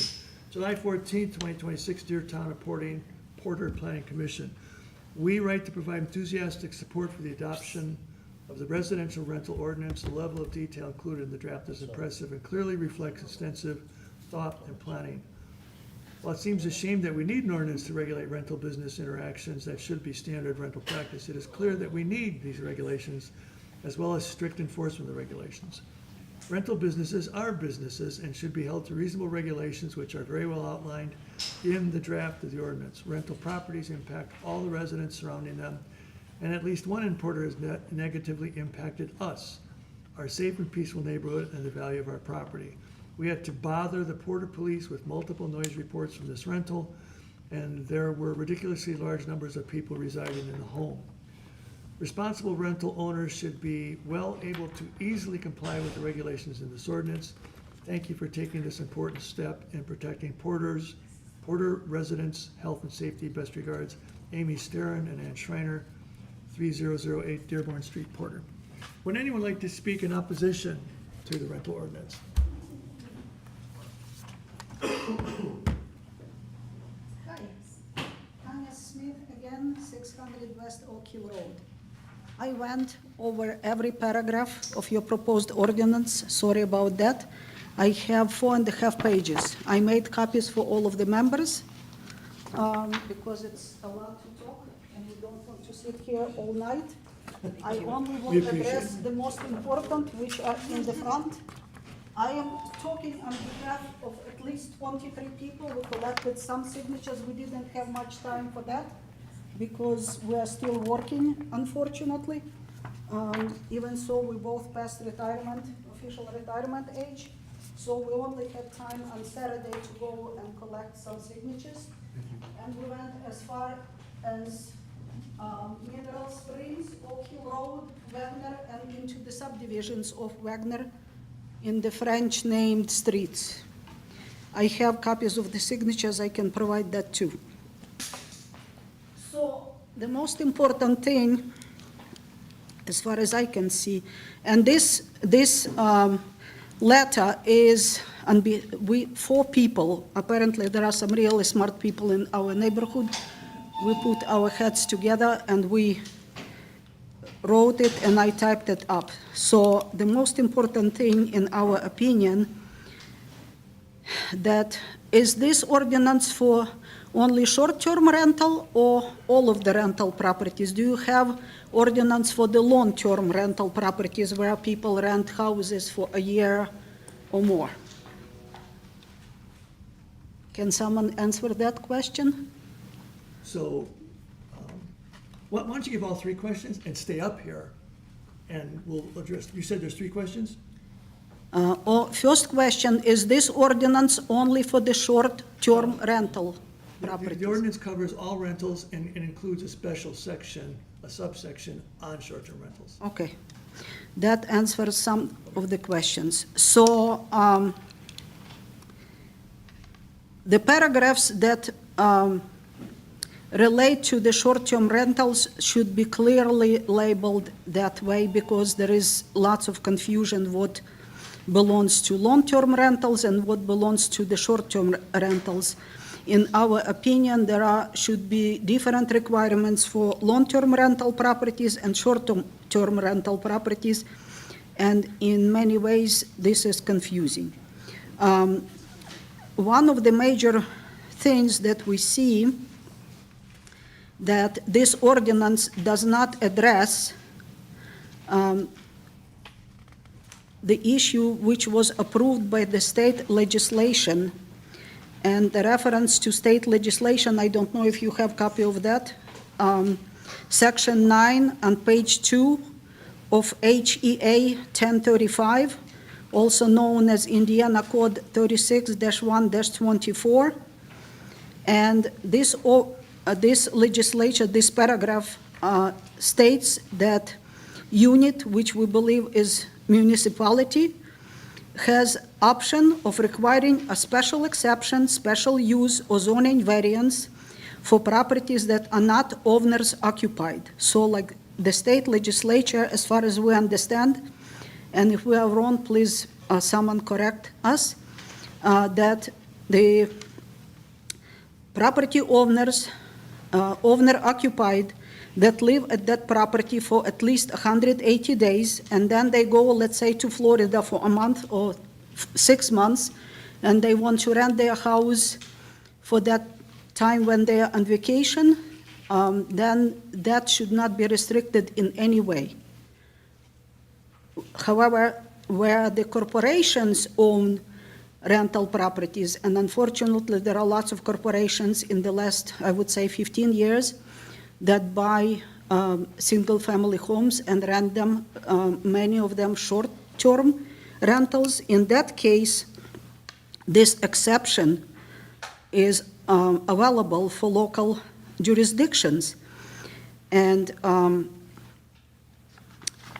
we don't understand why this option was not even included into your ordinance as a possible option, because you basically cutting all of our rights to object to these corporate-owned short-term rental properties to be approved in our residential zonings. For example, our area, and I'm talking between US 20 to US 12 and between Wagner and Mineral Springs, it's zoned not just residential, it's zoned single-family home residential. And you are going to approve basically a hotel. If people can rent it for as little as one night, it will be functioning as a hotel. So if it smells like, don't want to say what, and then it is. So for these cases, we want for you to revise this ordinance and including that paragraph from the state legislation, because I understand what is zoning variance and how it could be done. In fact, at our previous residence, we wanted to put a circular driveway. We used to live in town. And one of our, for zoning variance, all of the neighbors need to be notified, certified mail return receipt requested, and one neighbor objected, and we didn't get that circular driveway on our property, even so we had the enough width.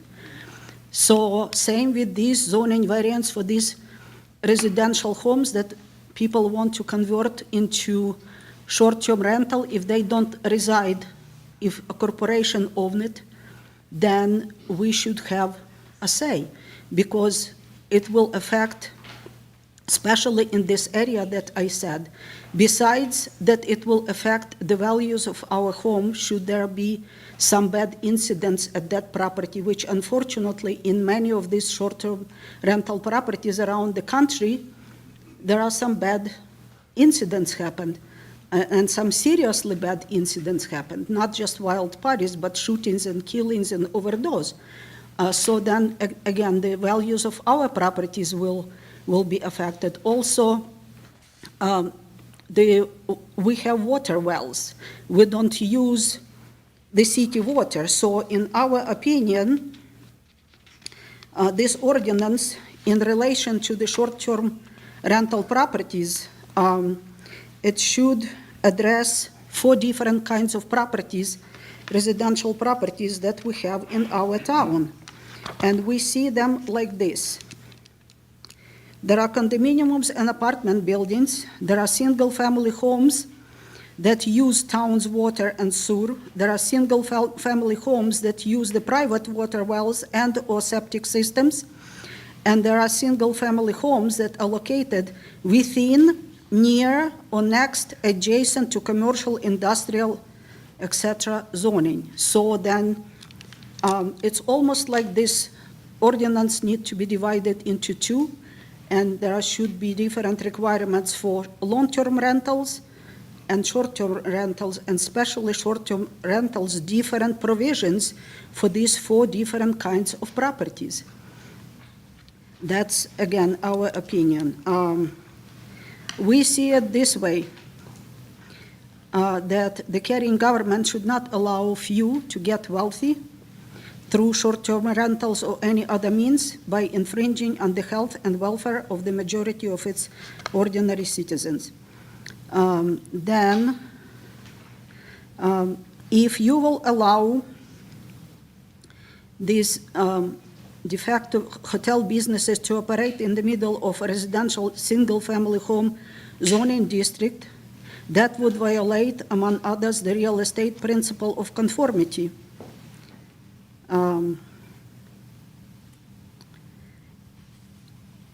to abide with the state requirement for special exception, special use or zoning variance for short-term rental properties. Perhaps the town needs to look into whether there are well waters in that area and septic systems, and also whether the nearby neighbors against it, objecting it, and maybe if nearby neighbors are objecting, that should be the deciding factor whether you are requiring for the property to apply for the zoning variance or any other zoning difference than the single-family home. That way, hopefully, it would not be against what state passed. They said that municipalities can do, just don't make it for every applicant that applies for the permit. Also with the fines, I talk about fines in May when you had the first hearing. Sorry, $100 fine or $250 fine when our brief research revealed that short-term rental properties in Northwest Indiana are currently rented for as much as $400 per night. So those amounts of fine are laughable. It should be at least $1,000, if not more. Otherwise, many people don't learn unless they are really hard hit for their wallets. Again, that's our opinion. There are lots of questions here for clarifications. If you can see, then hopefully they will be addressed in revised ordinance. Then a really important factor, what is permanent revocation of the permit? Because someplace in this ordinance it says that after permit was revoked permanently, then an owner can apply again and get a new permit. How many months or how many years should pass from the revocation? Because the word permanent, as much as I know English, and I didn't go even to high school in the United States, You're doing well. which I consider big plus, actually, sorry to say. The word permanent is permanent.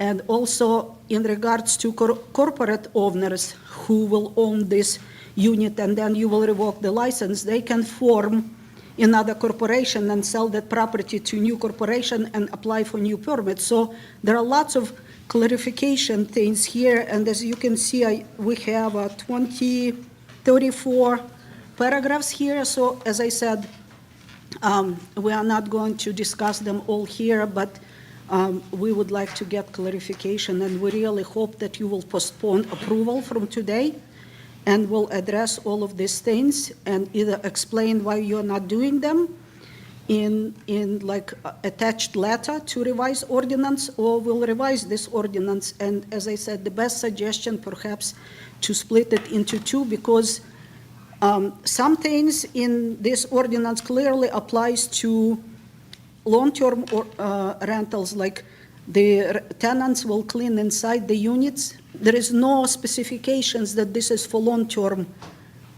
rentals in that paragraph. You understand what I mean? Like when people go to hotel, nobody cleans anything. Or tenants will be responsible for fire, smoke alarm and stuff like that. So again, we are land surveyors. My husband is a 5th generation of licensed land surveyors in his family. We developed Sand Creek in this area. We developed lots of subdivisions in Lowell and Crown Point and St. John and Sherrville, not to mention Illinois. We understand about zoning and many other things. And this document was created by attorney. He is not corporate attorney, but he understands. Real estate appraiser, one guy with MBA, and me and my husband, and this is our thing. So Thank you for getting that group together and doing all that work. The one thing I will clarify right now is to answer the question you immediately asked, which I think I answered, but I'm going to answer it again. Sections 1 through 34 apply to all rental units, including short-term rentals. Section 35 applies to short-term rentals. Does it say in the ordinance that? That's just a statement of fact, Okay. and that's what it says. So, but thank you for the rest of these details. Appreciate it. Many of those paragraphs, 1 through 34, sections, yes. Again, there should be some clarification because there are some things that, I understand you're asking for other clarification. I Strange. want to make the point very clearly. Sections 1 through 34 apply to all rental units, including short-term rentals. Section 35 applies to short-term rentals. only one section? Yeah, but it's a good one. Okay, so I can donate my time and sit down with anybody who wants to go over Thanks for the our offer. creation and your ordinance and look at all of this and talk about it. Or anybody can call me, I can give my telephone number. This is really serious. Our neighbors are not happy about this, and what prompted great concern is that one property in our area right now is vacant. Both owners passed away within the last 6 months, and their daughter, who lives in the state of Georgia, came, and at the wake, she told the neighbors that that's what she wants to do, convert it into Airbnb because it's so close to the lake and such a nice area. So you were talking to the previous guy about his development, and you were talking with him about. Can we stick to this? Yeah, it's in relation to this too, because if that woman, Excuse me, other people yes. want to talk. Unless it's directly related to this. It's directly related to this because the development and this person, they want to convert it into Airbnb, and it would not be owner-occupied property.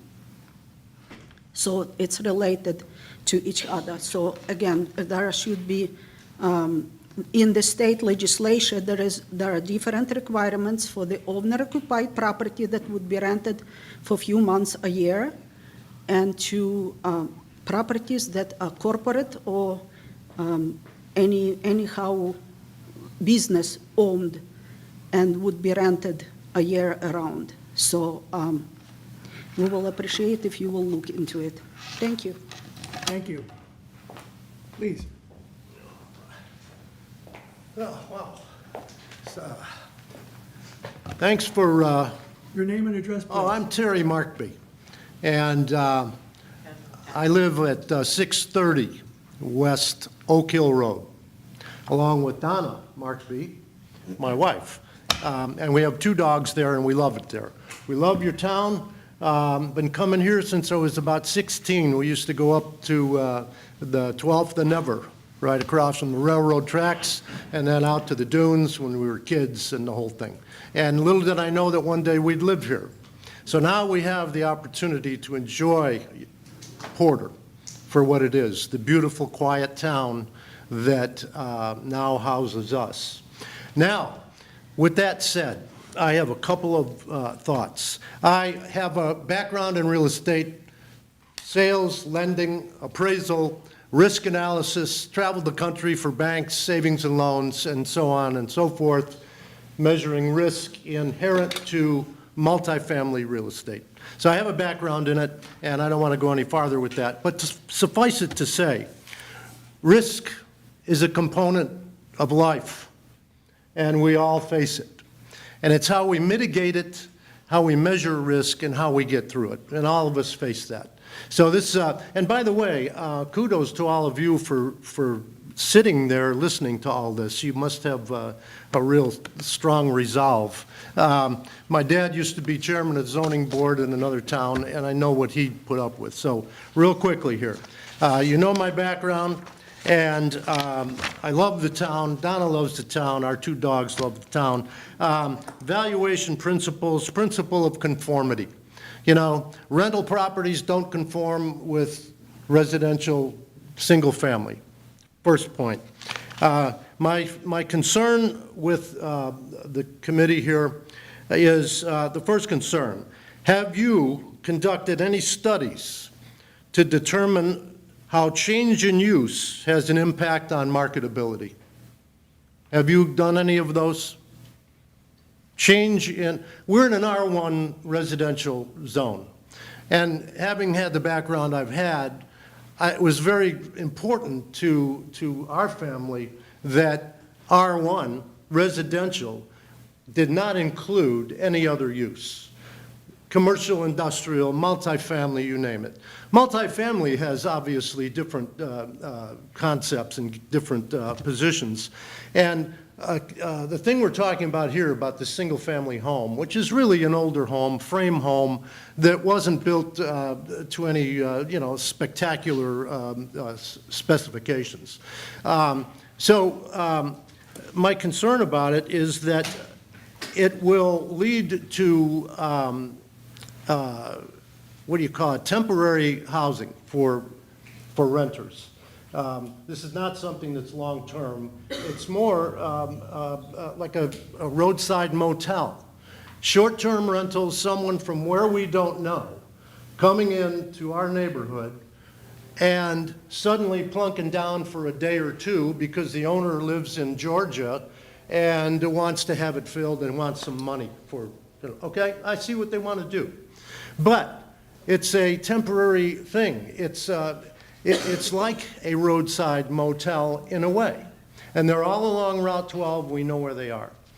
And so that's a concern of mine. Does the change in use impact the marketability of the existing properties in our neighborhood? This change in use is profound. It's not just a simple thing.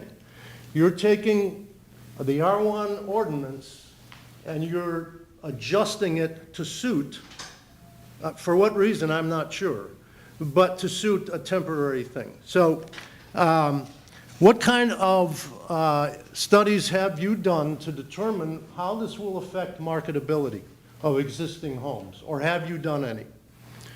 And should any be done? That's a concern of mine.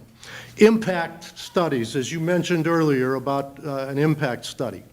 I'm concerned about that. We have our life savings in this property. So it's a concern. If a study hasn't been done, it should be done, whether the homeowner does it or whether the town does it. Someone should do it before these uses are permitted. I see we have some disagreement, but. No, there's no change of use, but go ahead. Yeah, Okay. No change in uses are proposed here. Pardon me? There are no changes in use proposed here. Oh, well, I'm just saying that. But you can carry on. This is the theoretical thing. I've been told that the owner wants to change the use of the property to an Airbnb. And I'm just telling you my opinion about it. All right. Now, here's the other thing. This transient nature of Airbnb, and it's transient, you know that. It's not the permanent. They don't have any reason to stay in the town or whatever. Theoretically, we have almost 3 acres. We have a parcel that's saleable. I've had offers on it in the recent past, acre and a half or so. And what would prevent me from developing that lot, if we're going to have the use of the single family to a transient Airbnb use, what would prevent me from having a variance to build a small roadside transient hotel right there on Oak Hill Road, 630 West Oak Hill Road? There's plenty of land there. It's all forested, wooded, beautiful around there. Beautiful surroundings to the south with the national park, and we're in heaven. And so transient use is coming in. I have a question about it. And my history in real estate dictates that to me, that I look further into this. Okay. Minimum stay. Would there be anything required there? Or can Joe Smith or whomever it is rent this property for a couple of days, and would that violate any ordinances? Right? I'd like to know that. And these units, they must be self-contained apparently. And I'll make it quick here. And how would this benefit the residents in the neighborhood? Linda, right? You're right next door to this property. And Don and Tanya are right next door to the property. I'm kind of an outsider looking in across the property, but nonetheless. Let's see here, and I'll cut this short. Principal conform, okay. Court cases that I'm familiar with. Court cases, some of the key factors involved in court cases about varying uses. The promotion of the public health, safety, and welfare. How will this promote the public health, safety, and welfare of our neighborhood? I'm talking about our neighborhood. I'm being selfish about this. We live there, we love it, we don't want to go anywhere. And Porter, you know, a sleepy, nice place. It'd be great if it could stay that way forever, but probably won't, right? That's just the way it goes. That's life. Okay, public health, safety, welfare. I don't know how that's going to happen. They're shooting cars in there. It's a two-car garage there. They want to have 3 transient units, Airbnb. Where are you going to park them? You know, where are you going to park them? Put them on where? Okay, suitability of the property. Assessment of whether the property is appropriate for its current zoning and whether the proposed use is compatible with surrounding development. It sure isn't. The proposed use as a Airbnb, is that consistent with the town's vision? Is that consistent with what's going on in the immediate vicinity? I don't know. I don't think so. But then vacancy and development context, how long is the property, boom, boom, boom. Consistent with comprehensive plan of the town. I don't know if it is that you're promoting that or not, but it's a thought. And the community benefit. Court cases want to know what benefit this will have to the community. Somebody from Alaska, whatever, wants to come to the dunes for the summer and for 5 days or 3 days, whatever it is. Boom, comes in, see ya. They don't care. You know, it's my neighborhood. I care. So think about that. Think about your neighborhoods. You want that? You want transient things? You know, and you know, transients, I suppose they're not inherently bad, but there is risk involved, and I'm concerned about that for my family. I don't know, maybe I'm overreacting. But I appreciate what you do. I appreciate you listening to all of this tonight. Good God, I mean, do you sleep after you leave here? Yeah. Thanks for listening. Those are my thoughts, and again, if you want to know more about my background, it's been a lot involved with risk management and risk analysis for major institutions. So that's all I can say. Thank you for hearing me, and folks, thank you for staying awake. Thank you, too. And that's all I have to say. So think about that before you let this happen. Thank you. All right, thanks very much. Would anyone else like to speak in opposition? What's that? Oh. I don't know that I'm speaking in opposition. It's okay. I just, We're flexible. Susan Brandstetter, 2924 Glacier Trail. I appreciate the Planning Commission's desire to ensure safe, well-maintained rental housing. As a local property owner and manager, I support reasonable standards that protect tenants in neighborhoods. My concern is that this ordinance places significant costs and administrative burdens on responsible landlords while treating well-maintained properties the same as problem properties. Number 1, mandatory inspections for every rental. And that is confusing because there is the 150 charge in the thing. Okay, so hang on. Okay, wait. As a rental property owner, we already collect and remit sales tax, county innkeeper's tax, maintain insurance, comply with health and safety codes, and invest significant amounts each year maintaining our properties. This ordinance adds another layer of fees, inspections, paperwork, and administrative requirements. I would simply ask the council or the Planning Commission to consider whether the additional burden is justified for owners who have a demonstrated history of operating safe, well-maintained properties. Why are all rental properties required to be inspected every 3 years, regardless of whether there has ever been a complaint or code violation? Wouldn't a complaint-based system, or one that exempts properties with a history of compliance, make better use of the town's resources? 2, I'm trying to go fast, I'm sorry. You're doing well, great. Okay, inspection fees and potential conflict with Indiana law. Okay, this is on page 1.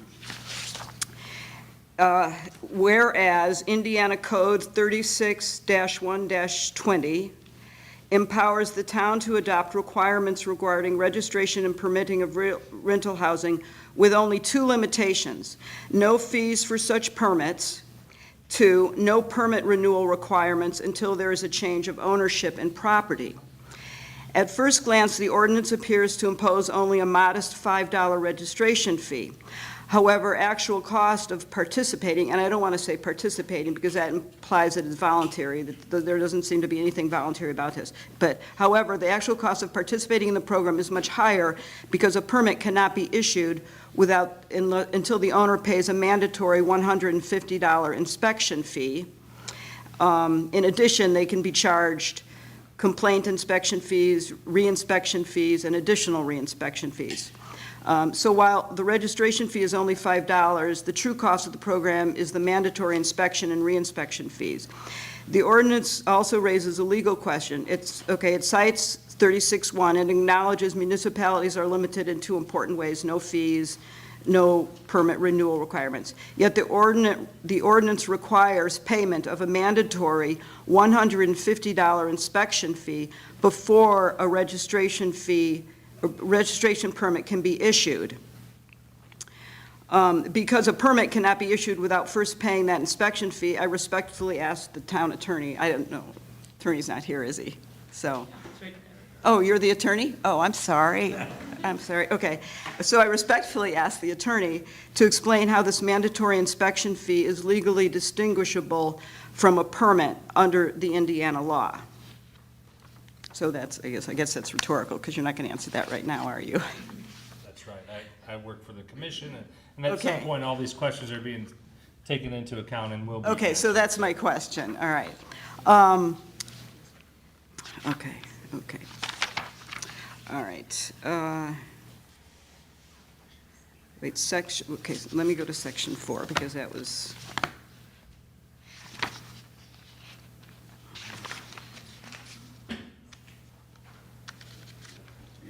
Sorry. Okay, section 4, registration of rental unit required, I don't know, maybe N. Owner consents to have town officials inspect no registration permit shall be approved without an inspection. So it seems like you have to have an inspection to get a permit, but you're not supposed, okay. Okay, now the rental housing fund, and that's, let's see, section 17.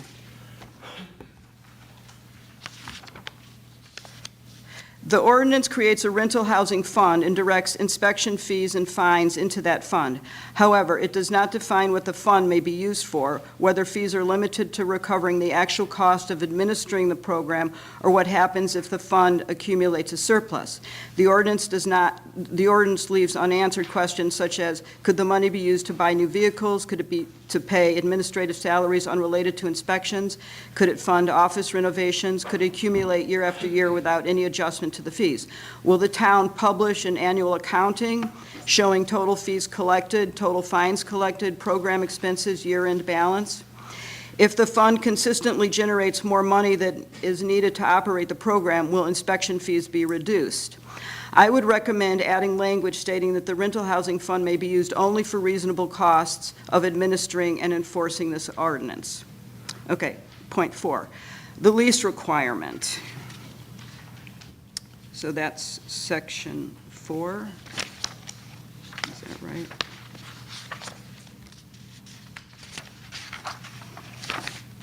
Okay. Section 4, letter M. Owner shall provide a copy of the rental agreement or lease.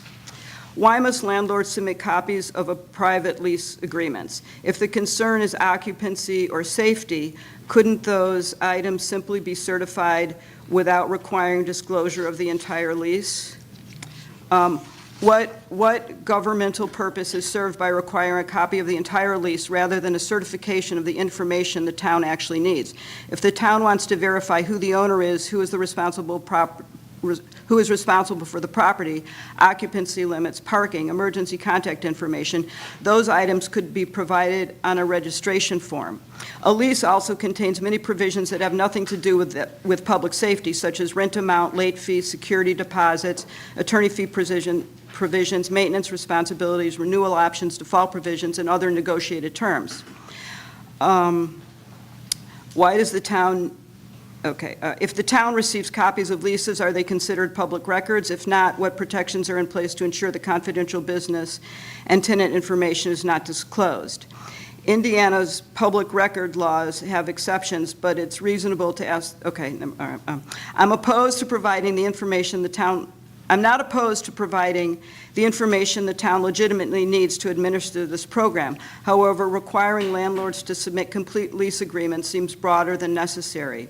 Would the Planning Commission consider requiring a certification of occupancy and responsible parties instead of collecting private contracts that contain financial and other proprietary unrelated to health and safety? And I did review Code 36-120, and I don't see any provision authorizing municipalities to collect private lease agreements as part of a rental registration program. Can the town attorney identify the legal authority for requiring submission of an entire lease? Okay. So sorry. I'm so sorry. I know this is a long evening for you guys. You're doing good. 5, equal treatment of responsible landlords. This ordinance applies equally to owners who have operated quality rental housing for many years without complaints and to owners of neglected properties. Could the town council establish a good landlord program with reduced inspections for owners who have demonstrated a history of compliance? 6, the 30-minute response requirement. The ordinance requires an owner or local representative to respond to emergencies within 30 minutes. What does respond mean? Does it mean answering the phone, returning a call, dispatching a contractor, or physically arriving at the property? 30 minutes seems a pretty aggressive standard. Imagine you're at dinner or on, or asleep or out on a sailboat or something. Okay. Short-term rentals.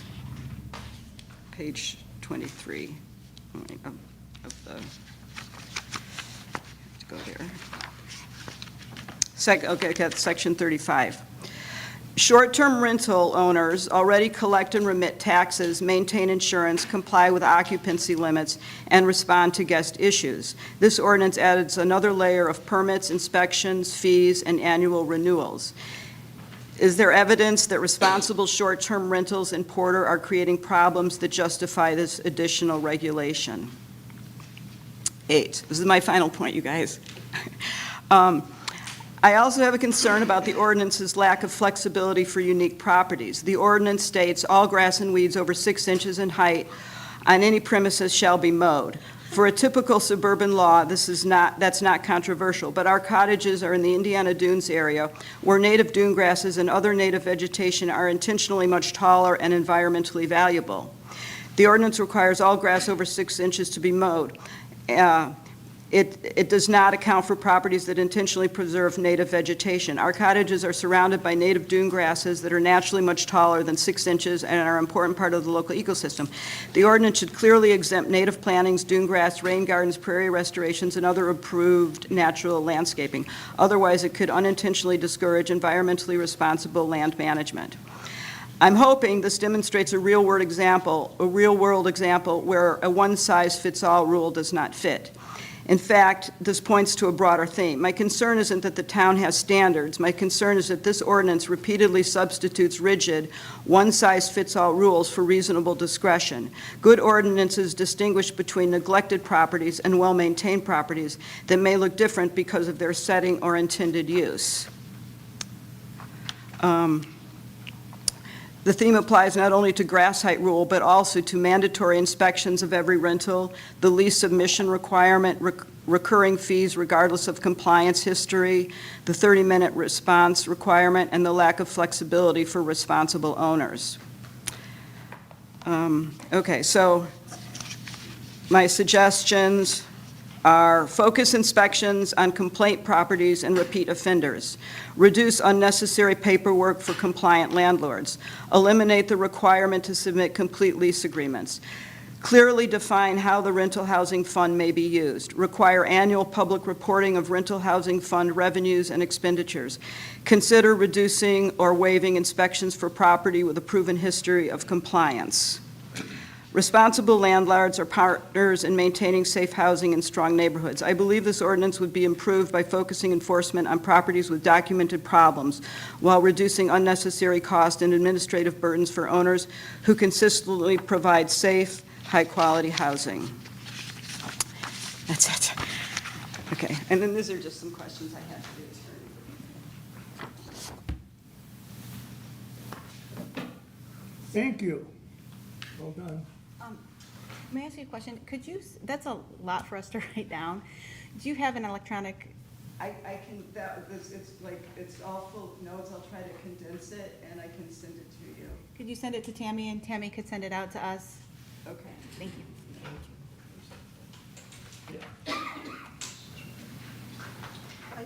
Yes. I have a clarification. First, before you speak again, Yes. I want to know if anyone else who has not yet spoken has the chance. Does anyone else like to speak on the, yes, please. Yeah, you're welcome to speak again, but I want to give everyone else a chance who has not spoken first. Clarify something what the previous Please, person please, said. let's let this person speak. Hi, Dawn Your name, Dines, right. 2901 Glenwood Beach Trail. I didn't come prepared to speak. We've owned commercial and residential and been landlords in both cases. We probably will in the future, and we thought about it in Porter, and so this was important for us to hear tonight, and I'm against it. Thank you very much for every reason she said, and I have read the whole thing as well. So I think that these really have to be taken into consideration. Thank you very much. Does anyone else want to speak for or against it?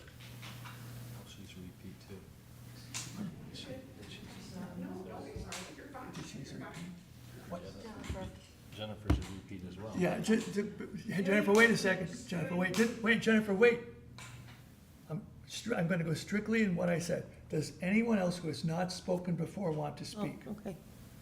I just had some. And then, if we're going to have people repeat, I'm going to go in the order in which their hand was raised. Jennifer, just sit there if you can. Thanks for a minute. I want to respect people's willingness to participate. Please, come on up, and Sonia, and you have a second chance. Thank you very much, Tanya Smith, 600 West Oak Hill Road. I have a copy of the state legislature.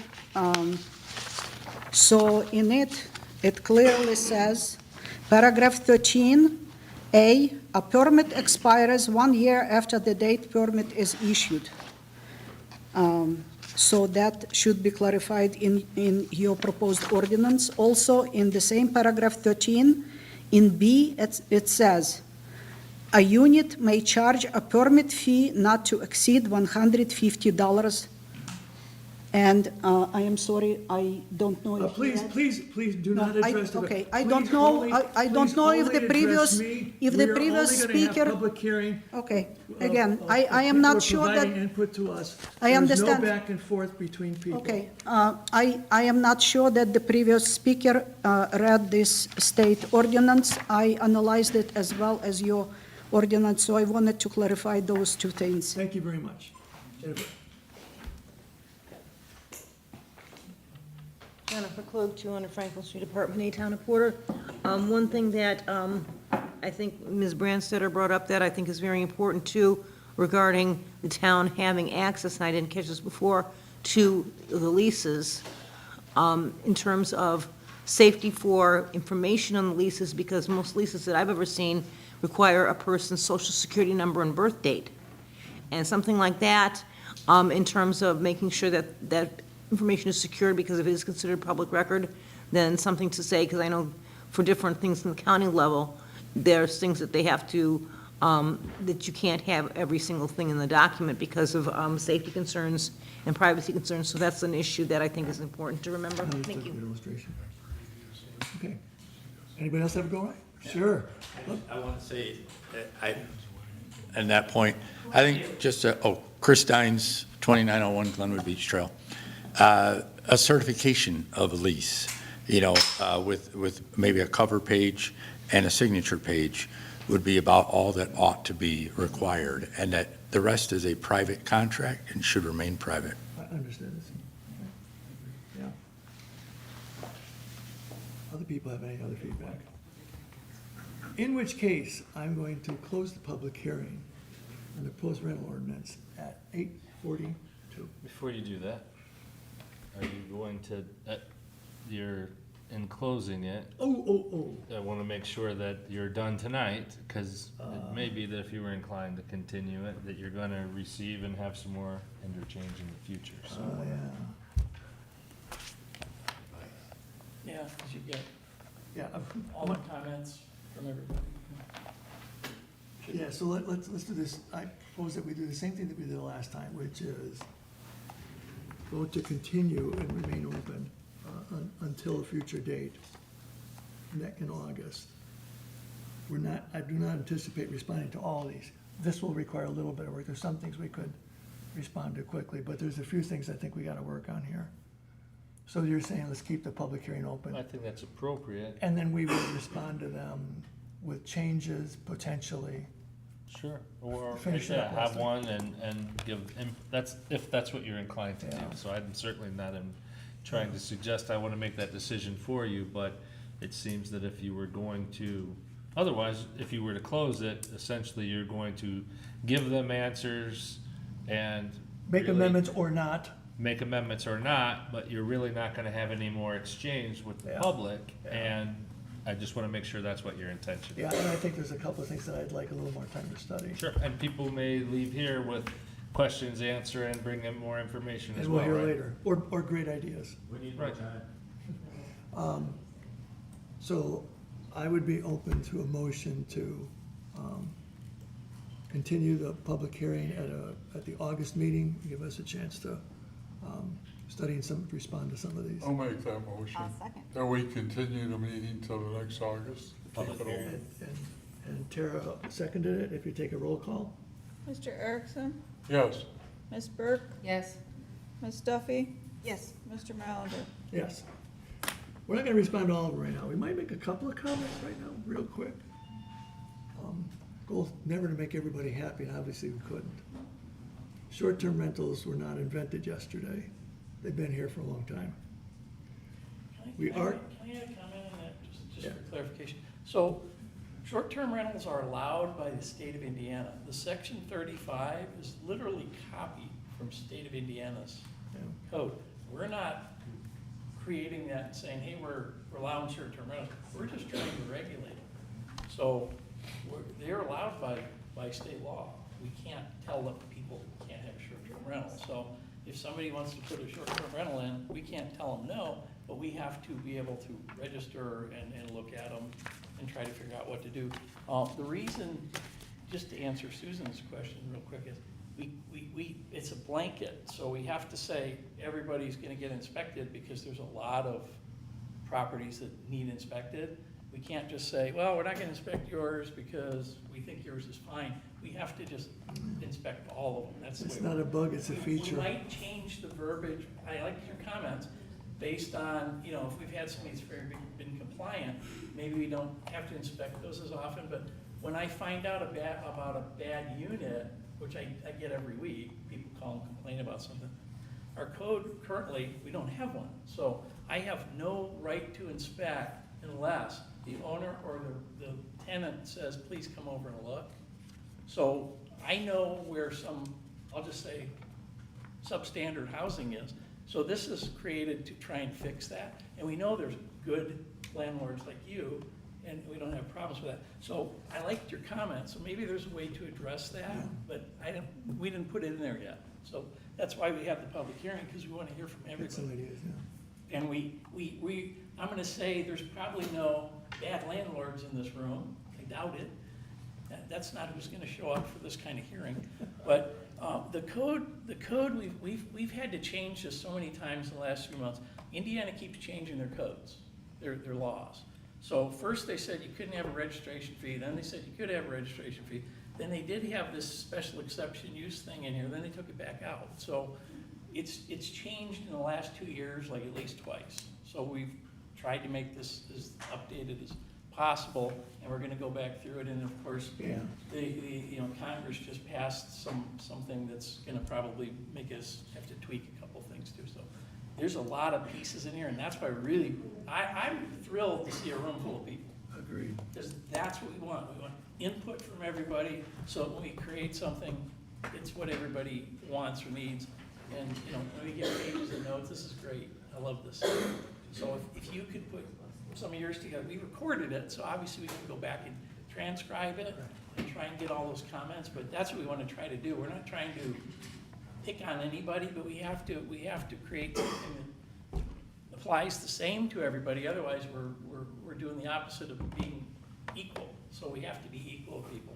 And obviously, you can't mow dune grass. And I'm like, that's a good point. So Boy, is that a good point. So I really appreciate all the comments because they're very good. And when you write something in your bubble, me, because I drafted this and with a lot of input, then you get everybody else's opinion on it, which is what we want. And you look at it and you go, well, that's kind of stupid. So, I look at the lease, yeah, we probably shouldn't be asking for leases. Yeah, Very that's a good pretty comment. obvious one. So that's why we asked for your comments. We want to get more input from everybody. So I think this is really productive. I'm thrilled with this. Very much so. Very productive. Very much so. Very good comments. So thank you. I just want to be real clear. There's a lot of things that we wanted to put in here, but as Mike says, we were constrained. But we wanted to get something on the table to allow enforcement for safety and health. That's in there. There's a good number of things to follow up on here, and we will. I'll give you guys a chance. Do you have any comments or observations you want to Rob, make before we close this? To the people that are here tonight, I'm glad they're here too. But you gotta remember, we all live here in Porter. You don't think I've been on this board for almost 30 years. I was on the county before. We hear people, they build their house and then they want anybody else to build their house. We understand that. My own mother-in-law did that. I gave her an acre of land. As soon as she built her house, she said, I don't want anybody to build across the street on either side. And I'm going, what right do you have? We all take this serious, but we have to go by the rules. And some rules I don't like, but we still have to do it. I want you to know that we really appreciate your input. You can't sit on this board and think of everything. And we're gonna make mistakes, but that's what we need you to come up and help us with. And there are just rules that we have to go by, no matter how we feel about it. But I'm so happy as an old guy that we have young people on this board, two aren't here tonight, that care enough to come out for this, because they have families and everything. It's sort of a shame when we have to advertise in the paper when we had one that we have openings and everybody's too busy. Because I worked till I was 81 years old, and I've only missed one meeting in 30 years, and I had a wife that was dying. I'm not trying to get you, feel sorry for her, but we do appreciate when you come and tell us how you feel. Otherwise, we could make some mistakes. So thank you very much for showing up tonight. I appreciate that. Larry? I'm 81 years old too, and I'm working with you to have a better community. Good for you. God bless you. Nothing more to add. I echo your sentiments. The same, I just want to make sure that you get those in writing, because I did like your comments. Ditto. And I don't want to listen to this meeting again, although I probably will.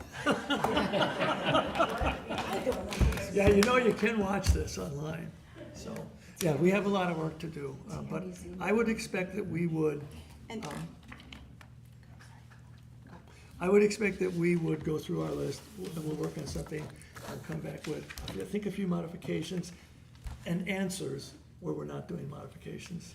Will you give the date again of the continued meeting? August August 19th. August 19th, third Wednesday. And thank you for, Mrs. Smith, for writing this out. I have not had a chance to look into depth, but we will. Right. Thank you. Good. Can I get a copy of the transcript and when, if I can? Transcript? Yep. You can watch it online. Oh, And it'll provide a transcript. It should be there as soon as you get home. oh, Yeah. okay. Look on the website. So- We've been very open to sport and everything, so. If you go to the YouTube channel, the Town of Porter has a YouTube channel, and just put in the meetings. Right? Just go to the Right on town. the agenda. Yes, it's on the top of the agenda. Stick around. I can get online right now. I can show it to her after the meeting. Yeah. Okay. Okay, we're done with this agenda item. There is another agenda item, which is simply to reaffirm that next week, next month, August 19th, we will also have a public hearing on the review, proposed exterior lighting ordinance, which we will post. You have to make a motion to put it for a public hearing. No, we did that. last Okay. time. We did that last Okay. time. But I don't believe we've posted the text of it yet. Nope. Okay, give us a couple days, and in the same place where you found this, you'll find the exterior lighting ordinance there. Rob, Wanna do may I that? make a suggestion? Sure. The reason that we postponed the exterior lighting program until August was because we had 2 public hearings. But since we continued 2 public hearings, would you like to postpone again until September, since we've continued those? I'm ambivalent, but I have an excellent set of commissioners who will offer me their opinion. I think that that would be a great idea, so that everything could have enough time to really take it on thoroughly. I agree. Then we would need a motion. And before you do that, would you consider maybe not setting it quite yet and still have the option to set it in August, because you do not know what the ultimate direction of those other 2 lengthy public hearings are, so that it doesn't lose it. It hasn't been published, so you haven't spent money on that yet. I'm not saying to not set it, but then you're in danger of getting a string that are continued to be